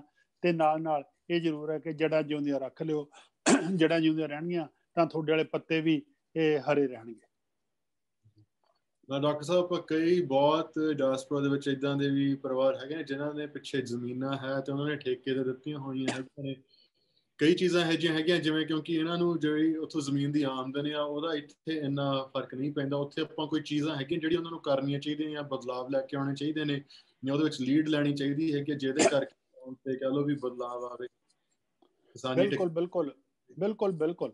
ਮੈਨੂੰ ਇਹ ਲੱਗਦੀ ਹੈ, ਮੈਂ ਅਮਰੀਕਾ ਸੀ, ਨਿਊ ਜਰਸੀ ਸਟੇਟ 'ਚ, ਕਿਸੇ ਬੰਦੇ ਨੇ ਮੈਨੂੰ ਕਿਹਾ ਸੀ, ਉਹਨਾਂ ਨਾਂ ਦਿਲਬਾਗ ਸਿੰਘ ਸੈਣੀ ਹੈ, ਬਈ ਤੁਹਾਨੂੰ ਅਸੀਂ $1 ਲੱਖ ਦਿੰਦੇ ਹਾਂ, ਤੁਸੀਂ ਇੱਕ ਪਿੰਡ 'ਚ ਕੋਈ ਡਿਵੈਲਪਮੈਂਟ ਦਾ ਪ੍ਰੋਜੈਕਟ ਸ਼ੁਰੂ ਕਰੋ ਤਾਂ ਕਿ ਉਹਨੂੰ ਰੋਲ ਮਾਡਲ ਤੌਰ ਤੇ ਸਾਰੇ ਪੰਜਾਬ 'ਚ ਆਪਾਂ ਅੱਗੇ ਐਕਸਟੈਂਡ ਕਰ ਸਕੀਏ। ਮੈਂ ਉਹਨਾਂ ਨੂੰ ਕਿਹਾ ਸੀ ਕਿ ਮੈਨੂੰ ਮੇਰੇ ਸਮਾਜ ਨੇ ਇੰਨੀ ਤਨਖਾਹ ਦਿੱਤੀ ਹੈ ਕਿ ਮੇਰੀਆਂ ਲੋੜਾਂ ਪੂਰੀਆਂ ਹੋ ਕੇ ਮੇਰੇ ਕੋਲ ਕਦੇ ਪੈਸੇ ਮੁੱਕੇ ਨਹੀਂ ਹੈਗੇ, ਮੈਨੂੰ ਕਦੇ ਲੋਨ ਨਹੀਂ ਲੈਣਾ ਪਿਆ ਜ਼ਿੰਦਗੀ 'ਚ, ਮੈਨੂੰ ਇੰਨਾ ਪੈਸਾ ਦਿੱਤਾ, ਇਸ ਲਈ ਮੈਂ ਤਾਂ ਕਰਜ਼ਾਈ ਉਹਨਾਂ ਦਾ ਹੈਗਾ। ਜਿਹੜਾ ਤੁਸੀਂ $1 ਲੱਖ ਮੈਨੂੰ ਦੇਣ ਦੀ ਗੱਲ ਕਰਦੇ ਹੋ, ਮੈਨੂੰ ਉਹਦੀ ਲੋੜ ਨਹੀਂ। ਤੁਸੀਂ ਸਿਰਫ ਇਹ ਕੰਮ ਕਰ ਸਕਦੇ ਹੋ, ਜਿਹੜਾ $1 ਲੱਖ ਤੁਸੀਂ ਦੇਣ ਦੀ ਗੱਲ ਕਰਦੇ ਹੋ, ਜਿਹੜਾ ਵੀ ਦੇਣਾ ਚਾਹੁੰਦੇ ਨੇ, ਆਪਾਂ ਉਹਦੇ ਪਿੰਡ ਦਾ ਸਕੂਲ, ਆਪਾਂ ਉਹਦੇ ਪਿੰਡ ਦਾ ਹੈਲਥ ਸੈਂਟਰ, ਜੇ ਹੋਰ 4 ਪੈਸੇ ਵੱਧ ਹੈਗੇ ਉੱਥੇ ਕੋਈ ਇੰਪਲਾਇਮੈਂਟ ਆਪਰਚੁਨਿਟੀ, ਜੇ ਤੁਸੀਂ ਉਹ ਕ੍ਰੀਏਟ ਕਰ ਦੋਗੇ, ਉਹਦੇ ਨਾਲ ਤੁਹਾਡੀ ਆਤਮਾ ਵੀ ਸ਼ੁੱਧ ਰਹੂਗੀ, ਤੁਹਾਡਾ ਪਿੱਛਾ ਵੀ ਬਸਦਾ ਰਸਦਾ ਰਹੂਗਾ, ਖੋਲੇ ਨਹੀਂ ਬਣੂਗਾ ਤੇ ਮਨੁੱਖਤਾ ਵੀ ਅੱਗੇ ਵੱਧਦੀ ਰਹੂਗੀ। ਤੇ ਡਾਕਟਰ ਸਾਹਿਬ, ਆਖਿਰ ਤੇ ਕੋਈ ਉੱਥੇ ਐਕਸਪੋਰਟ ਦੀਆਂ ਓਪਰਚੁਨਿਟੀਜ਼ ਵੀ ਹੈਗੀਆਂ ਜਿਹਦੇ ਵਿੱਚ ਇੱਥੋਂ ਬਾਹਰਲੇ ਨੌਜਵਾਨ ਹੈਲਪ ਕਰ ਸਕਦੇ ਹੈਗੇ ਨੇ, ਜੋ ਉੱਥੋਂ ਦਾ ਚਲੋ ਕ੍ਰੌਪ ਜਾਂ ਕੋਈ ਹੋਰ ਚੀਜ਼ ਐਕਸਪੋਰਟ ਦਾ ਸੈਟਅਪ ਕਰਨਾ ਹੋਵੇ, ਉਹ ਵੀ ਕੋਈ ਚੀਜ਼ ਪ੍ਰੈਕਟੀਕਲ ਹੈ? ਦੇਖੋ, ਗੱਲ ਜਿਹੜੀ ਹੈਗੀ ਨਾ ਐਗਰੀਕਲਚਰ ਪ੍ਰੋਡਕਟਸ ਦੀ ਇੰਪੋਰਟ ਐਕਸਪੋਰਟ, ਇਹਨੂੰ ਗਵਰਨਮੈਂਟ ਆਫ ਇੰਡੀਆ ਜਿਹੜਾ ਹੈਗਾ ਰੈਗੂਲੇਟ ਕਰਦੀ ਹੈ ਨਾ। ਤੇ ਮੋਰ ਓਵਰ ਸਾਡੇ ਕੋਲ ਕਹਿਣ ਨੂੰ ਜਿੰਨਾ ਅਸੀਂ ਮਰਜ਼ੀ ਕਹੀ ਜਾਈਏ, ਵਰਲਡ ਟ੍ਰੇਡ ਆਰਗੇਨਾਈਜੇਸ਼ਨ ਮੌਕੇ ਵੀ ਕਹਿੰਦੀ ਵੀ ਅਸੀਂ ਐਕਸਪੋਰਟ ਕਰਕੇ ਮਾਲਾ ਮਾਲ ਹੋ ਜਾਵਾਂਗੇ, ਸਾਡੇ ਕੋਲ ਐਕਸਪੋਰਟ ਦੀਆਂ ਪੋਸੀਬਿਲਿਟੀਜ਼ ਬਹੁਤ ਘੱਟ ਹੈਗੀਆਂ, ਹੈ ਨਾ। ਇਹ ਪਹਿਲੀ ਗੱਲ ਤਾਂ ਪਾਲਿਸੀਜ਼ ਗਵਰਨਮੈਂਟ ਆਫ ਇੰਡੀਆ ਨੇ ਡਿਟਰਮਨ ਕਰਨੀਆਂ ਨੇ, ਕੀ ਐਕਸਪੋਰਟ ਕਰਨਾ ਨਹੀਂ ਕਰਨਾ, ਕੀ ਇੰਪੋਰਟ ਕਰਨਾ ਨਹੀਂ ਕਰਨਾ। ਇਸ ਲਈ ਉੱਥੇ ਬਹੁਤ ਵੱਡਾ ਰੋਲ ਪਲੇ ਕਰਨ ਲਈ ਇਸ ਫੀਲਡ 'ਚ ਮੈਨੂੰ ਦਿਖਾਈ ਨਹੀਂ ਦਿੰਦਾ ਹੈਗਾ। ਜੇ ਵੱਡਾ ਰੋਲ ਹੈ, ਜਿਹੜਾ ਮੈਂ ਦੱਸਿਆ, ਪਿੰਡਾਂ ਦੇ ਸਕੂਲ, ਪਿੰਡਾਂ ਦੇ ਪ੍ਰਾਇਮਰੀ ਹੈਲਥ ਸੈਂਟਰ, ਪਿੰਡਾਂ ਦੀ ਇੰਪਲਾਇਮੈਂਟ, ਅਤੇ ਜਿਹੜੇ ਸਾਡੇ ਬੱਚੇ, ਸਾਡੇ ਭੈਣ ਭਰਾ ਤੁਹਾਡੇ ਕੋਲ ਆ ਗਏ, ਉਹਨਾਂ ਤੇ ਅਮਰਵੇਲ ਨਾ ਬਣਿਆ ਜਾਵੇ। ਮੈਨੂੰ ਇੱਥੋਂ ਇਹੋ ਜਿਹੀਆਂ ਵੀ ਰੀਅਲ ਸਟੋਰੀਜ਼ ਮਿਲੀਆਂ ਨੇ ਜਿੱਥੇ ਉੱਥੋਂ ਆਏ ਹੋਏ ਟੱਬਰਾਂ ਨੇ ਆਪਣੀ ਸਾਰੀ ਜ਼ਿੰਦਗੀ ਦੀ ਆਮਦਨ ਇੱਥੇ NRI ਜਿਹੜੇ ਐਸਟੈਬਲਿਸ਼ ਹੋਏ ਨੇ ਉਹਨਾਂ ਨੂੰ ਦੇਤੀ, ਤੇ ਉਹ ਮੁੜ ਕੇ ਕਹਦਾ ਜੀ ਵੀ ਕਾਗਜ਼ਾਂ 'ਚ ਤਾਂ ਤੁਹਾਡਾ ਹੈ ਨਹੀਂ, ਸੋ ਤੁਸੀਂ ਹੁਣ ਮੁੜ ਕੇ ਲੇਬਰ ਕਰੋ, ਹੈ। ਉਹ ਅਮਰਵੇਲ ਬਣਨ ਤੋਂ ਸਾਨੂੰ ਬਚਣਾ ਪਊਗਾ। ਜਿਹੜੇ ਭਾਈਚਾਰੇ ਨੇ ਤੁਹਾਨੂੰ ਖੜਾ ਕੀਤਾ, ਭਾਈਚਾਰਾ ਤੁਹਾਡੇ ਲਈ ਕੰਮ ਕਰਦਾ ਰਿਹਾ, ਜਿਹੜਾ ਉਹਨਾਂ ਨੇ ਆਪਦੇ ਹਿੱਸੇ ਪਾਏ ਤੁਹਾਡੇ ਕਾਰੋਬਾਰਾਂ 'ਚ, ਉਹਨੂੰ ਨਾ ਦੱਬਿਆ ਜਾਵੇ, ਅਮਰਵੇਲ ਨਾ ਬਣਿਆ ਜਾਵੇ, ਸਗੋਂ ਇਨਸਾਨੀ ਜਿਉਂਦੀ ਰੱਖ ਕੇ ਉਹਨਾਂ ਦਾ ਹਿੱਸਾ ਉਹਨਾਂ ਨੂੰ ਦਿੱਤਾ ਜਾਵੇ। ਤੇ ਜਿਹੜਾ ਲੋਕ ਲੇਬਰ ਕਰਦੇ ਨੇ ਉਹਨਾਂ ਨੂੰ ਸਿਰਫ ਮਿਨੀਮਮ ਵੇਜ ਕਿਉਂ ਦਿੱਤੀ ਜਾਵੇ, ਉਦੋਂ ਵੱਧ ਕਿਉਂ ਨਾ ਦਿੱਤਾ ਜਾਵੇ, ਤਾਂ ਕਿ ਇਨਸਾਨ ਬਣਨਾ ਅਸੀਂ ਐਸਟੈਬਲਿਸ਼ ਕਰ ਸਕੀਏ ਕਿ ਅਸੀਂ ਇਨਸਾਨ ਹੈਗੇ। ਡਾਕਟਰ ਸਾਹਿਬ, ਜਿਵੇਂ ਆਪਣੇ ਉਧਰ ਸੰਘਰਸ਼ ਚੱਲ ਰਿਹਾ ਤੇ ਆਪਾਂ ਕਹਿ ਸਕਦੇ ਹਾਂ ਕਿ ਜਿਹੜੀਆਂ ਕਿਸਾਨ ਯੂਨੀਅਨਸ ਨੇ ਇਹ ਮੁੱਖ ਤੌਰ ਤੇ ਰੋਲ ਨਿਭਾ ਰਹੀਆਂ ਨੇ। ਵੈਸੇ ਉਹਨਾਂ ਦਾ ਕੋਈ ਰੋਲ ਐਡਾ ਦਿਖਦਾ ਨਹੀਂ, ਪਰ ਚਲੋ। ਤੇ ਜਦੋਂ ਆਪਣਾ ਸੰਘਰਸ਼ ਇੱਕ ਨੇਪਰੇ ਚੜ੍ਹ ਜਾਂਦਾ ਤੇ ਇਸ ਤੋਂ ਬਾਅਦ ਜਿਹੜੀਆਂ ਕਿਸਾਨ ਯੂਨੀਅਨਸ ਨੇ ਇਹਨਾਂ ਨੂੰ ਕੀ ਉਪਰਾਲੇ ਕਰਨੇ ਚਾਹੀਦੇ ਆ ਜਿਨ੍ਹਾਂ ਨਾਲ ਜਿਹੜੇ ਕਿਸਾਨ ਨੇ ਉਹ ਐਜੂਕੇਟ ਹੋਣ। ਦੇਖੋ ਬੇਟਾ, ਥੋੜੀ ਜਿਹੀ ਸਹਿਮਤੀ ਮੇਰੀ ਥੋੜੀ ਨਾ ਕਿ ਕਿਸਾਨ ਜਥੇਬੰਦੀਆਂ ਦਾ ਕੋਈ ਰੋਲ ਤੁਹਾਨੂੰ ਦਿਖਦਾ ਨਹੀਂ ਹੈਗਾ। ਸੰਘਰਸ਼ ਤਾਂ ਕਿਸਾਨ ਜਥੇਬੰਦੀਆਂ ਨੇ ਕੀਤਾ। ਪੰਜਾਬ 'ਚ ਜਿਹੜੀਆਂ ਕਿਸਾਨ ਜਥੇਬੰਦੀਆਂ ਨੇ ਇਹ ਦੋ ਪੋਲੀਟੀਕਲ ਕਲਰ ਦੀਆਂ ਹੈਗੀਆਂ, ਇੱਕ ਲੈਫਟ ਵਾਲੀਆਂ ਹੈ, ਇੱਕ ਰਾਈਟ ਵਾਲੀਆਂ ਹੈਗੀਆਂ। ਇਸ ਸੰਘਰਸ਼ ਤੋਂ ਪਹਿਲਾਂ ਆਮ ਤੌਰ ਤੇ ਉਹ ਇੱਕ ਦੂਜੇ ਵੱਲ ਪਿੱਠ ਕਰਕੇ ਖੜਦੀਆਂ ਸੀ, ਇੱਕ ਦੂਜੇ ਵੱਲ ਪਿੱਠ ਕਰਕੇ ਭੱਜਦੀਆਂ ਸੀ ਤੇ ਤੁਰੇ ਜਾਂਦੇ, ਇੱਕ ਦੂਜੇ ਨੂੰ ਮਤਲਬ ਮਾੜਾ ਕਹਿੰਦੀਆਂ ਸੀ, ਕੋਈ ਨਾ ਕੋਈ ਬਲੇਮ ਕਰਦੀਆਂ ਸੀ। ਪਰ ਹੁਣ ਸਾਰੇ ਇਕੱਠੇ ਹੋ ਕੇ ਆਏ ਨੇ, ਲੜ ਰਹੇ ਨੇ। ਤੇ ਇਸ ਸੰਘਰਸ਼ ਨੂੰ ਜਿੱਤਣ ਤੋਂ ਬਾਅਦ ਇਹੀ ਬਣਦਾ ਹੈ ਕਿ ਇਹਨਾਂ ਬਖਰੇਵਿਆਂ ਨੂੰ ਘੱਟ ਕਰਦੇ ਹੋਏ ਜਿਹੜਾ ਕਾਮਨ ਪਲੇਟਫਾਰਮ ਹੈ ਉਹਦੇ ਆਉਂਦੇ ਹੋਏ ਜਿਹੜਾ ਸਮੂਹਕ ਲੀਡਰਸ਼ਿਪ ਵਾਲੀ ਜਥੇਬੰਦੀਆਂ ਨੇ ਉਹਨੂੰ ਲਿਆਂਦਾ ਜਾਵੇ, ਇੱਕ ਬੰਦੇ ਵਾਲੇ ਨਾਲ ਲੈਂਦੇ। ਕਿਉਂਕਿ ਇਹਨਾਂ ਜਥੇਬੰਦੀਆਂ ਜੋ ਵੀ ਇੱਕ ਜਥੇਬੰਦੀ ਨੇ ਆਪਦੇ ਨਿੱਜੀ ਸਵਾਰਥਾਂ ਨੂੰ ਪੂਰਾ ਕਰਨ ਲਈ ਲੀਡਰਸ਼ਿਪ ਨੇ ਵੇਚਤਾ ਦੀ, ਉਹਦੇ ਕਾਡਰ ਨੇ ਇਹ ਜਿਹੜਾ ਹੈਗਾ ਉਹਨਾਂ ਨੂੰ ਸਿੱਧੇ ਕੀਤਾ। ਇੱਕ ਡਿਸਟ੍ਰਿਕਟ ਪੂਰਾ ਕਾਡਰ ਬੇਦਾਵਾ ਦੇ ਗਿਆ ਸੀ, ਫਿਰ ਮਿੰਨਤਾਂ ਕਰਕੇ ਉਹਨਾਂ ਨੂੰ ਵਾਪਸ ਵਿੱਚ ਆਉਣਾ ਪਿਆ। ਇਸ ਲਈ ਜਿਹੜੀਆਂ ਇਹ ਜਥੇਬੰਦੀਆਂ ਨੇ ਮੁੜ ਕੇ ਆ ਕੇ ਕਿਸਾਨਾਂ ਲਈ ਵੀ ਕੰਮ ਕਰਨਾ ਪਊਗਾ, ਕਿਸਾਨਾਂ ਤੋਂ ਬਿਨਾਂ ਹੋਰ ਕਿਰਤੀ ਵਰਗਾਂ ਲਈ ਵੀ ਕੰਮ ਕਰਨਾ ਪਊਗਾ, ਤੇ ਬਾਕੀ ਲੋਕਾਂ ਨਾਲ ਰਲ ਮਿਲ ਕੇ ਸੰਘਰਸ਼ ਨੂੰ ਅੱਗੇ ਵਧਾਉਣਾ ਪਊਗਾ, ਤਾਂ ਕਿ ਜਿਹੜਾ ਸਾਡਾ ਆਰਥਿਕ ਵਿਕਾਸ ਮਾਡਲ ਹੈ ਉਹ ਪ੍ਰੋ ਕਾਰਪੋਰੇਟ ਤੋਂ ਪ੍ਰੋ ਪੀਪਲ ਤੇ ਪ੍ਰੋ ਨੇਚਰ ਹੋ ਜਾਵੇ। ਜੀ ਬਹੁਤ ਬਹੁਤ ਧੰਨਵਾਦ ਡਾਕਟਰ ਸਾਹਿਬ, ਤੁਸੀਂ ਅੱਜ ਆਪਣਾ ਕੀਮਤੀ ਸਮਾਂ ਕੱਢ ਕੇ ਸਾਡੇ ਨਾਲ ਸੰਵਾਦ ਕੀਤਾ। ਅਸੀਂ ਜਿਹੜੀਆਂ ਸਾਰੀਆਂ ਸੰਗਤਾਂ ਸਾਡੇ ਨਾਲ ਜੁੜੀਆਂ ਬਹੁਤ ਧੰਨਵਾਦ ਕਰਨਾ ਚਾਹਾਂਗੇ। ਅੱਜ ਦਾ ਜੋ ਪ੍ਰੋਗਰਾਮ ਸੀ ਇਹ ਜੀ ਆਪਣੀ ਚੱਲਦੀ ਇੱਕ ਆਨਗੋਇੰਗ ਜਿਹੜੀ ਡਿਸਕਸ਼ਨ ਸੀਰੀਜ਼ ਹੈਗੀ ਅੱਜ ਦੇ ਮੌਜੂਦਾ ਸੰਘਰਸ਼ ਬਾਰੇ ਤੇ ਇਸ ਦਾ ਹਿਸਟੋਰੀਕਲ ਕੰਟੈਕਸਟ ਬਾਰੇ ਚੱਲ ਰਹੀ, ਉਸ ਚੀਜ਼ ਦਾ ਚੌਥਾ ਹਿੱਸਾ ਸੀਗਾ। ਆਪਣੇ ਪਹਿਲੇ 3 ਪਾਰਟ ਆਪਣੇ YouTube ਚੈਨਲ ਪੰਥ ਪੰਜਾਬ ਦੇ ਉੱਤੇ ਪਾ ਦਿੱਤੇ ਗਏ ਹਨ। ਅੱਜ ਦਾ ਪ੍ਰੋਗਰਾਮ ਵੀ ਉਸੇ ਤਰ੍ਹਾਂ YouTube ਦੇ ਉੱਤੇ ਪਾਇਆ ਜਾਵੇਗਾ। ਤੇ ਜੇ ਕਿਸੇ ਕੋਲ ਕੋਈ ਵੀ ਸਵਾਲ ਹੋਣ, ਜੇ ਤੁਸੀਂ ਚਾਹੁੰਦੇ ਹੋ ਅਸੀਂ ਫਿਊਚਰ ਵਿੱਚ ਡਿਸਕਸ ਕਰੀਏ, ਸਾਡੀ ਕੋਸ਼ਿਸ਼ ਹੋਈ ਹੈ ਭਾਈ ਡਾਕਟਰ ਸਾਹਿਬ ਨੂੰ ਦੁਬਾਰਾ ਲੈ ਕੇ ਆਈਏ, ਆਪਣੇ ਨਾਲ ਜੋੜੀਏ ਤੇ ਸੰਗਤਾਂ ਮੂਹਰੇ ਫੇਰ ਲੈ ਕੇ ਆਈਏ, ਕਿਉਂਕਿ ਇਹਨਾਂ ਦੇ ਕਹਿ ਲਓ ਵੀ ਨੌਲੇਜ ਬਹੁਤ ਜ਼ਿਆਦਾ ਹੈ। ਤਾਂ ਆਪਾਂ ਨੂੰ ਹੈਗੇ ਜਿੰਨੇ ਵੱਧ ਤੋਂ ਵੱਧ ਇਹਨਾਂ ਦੇ ਵਿਚਾਰ ਸੰਗਤਾਂ ਮੂਹਰੇ ਲੈ ਕੇ ਆ ਸਕਾਂਗੇ, ਸਾਡੀ ਕੋਸ਼ਿਸ਼ ਹੋਏਗੀ। ਤੇ ਅਸੀਂ ਪੰਥ ਪੰਜਾਬ ਦੀ ਸਾਰੀ ਟੀਮ ਵੱਲੋਂ ਤੁਹਾਡਾ ਬਹੁਤ ਬਹੁਤ ਧੰਨਵਾਦ ਕਰਦੇ ਹਾਂ। ਵਾਹਿਗੁਰੂ ਜੀ ਕਾ ਖਾਲਸਾ। ਮੈਂ ਵੀ ਤੁਹਾਡਾ ਸ਼ੁਕਰਗੁਜ਼ਾਰ ਹਾਂ ਜੀ। ਵਾਹਿਗੁਰੂ ਜੀ ਕੀ ਫਤਿਹ।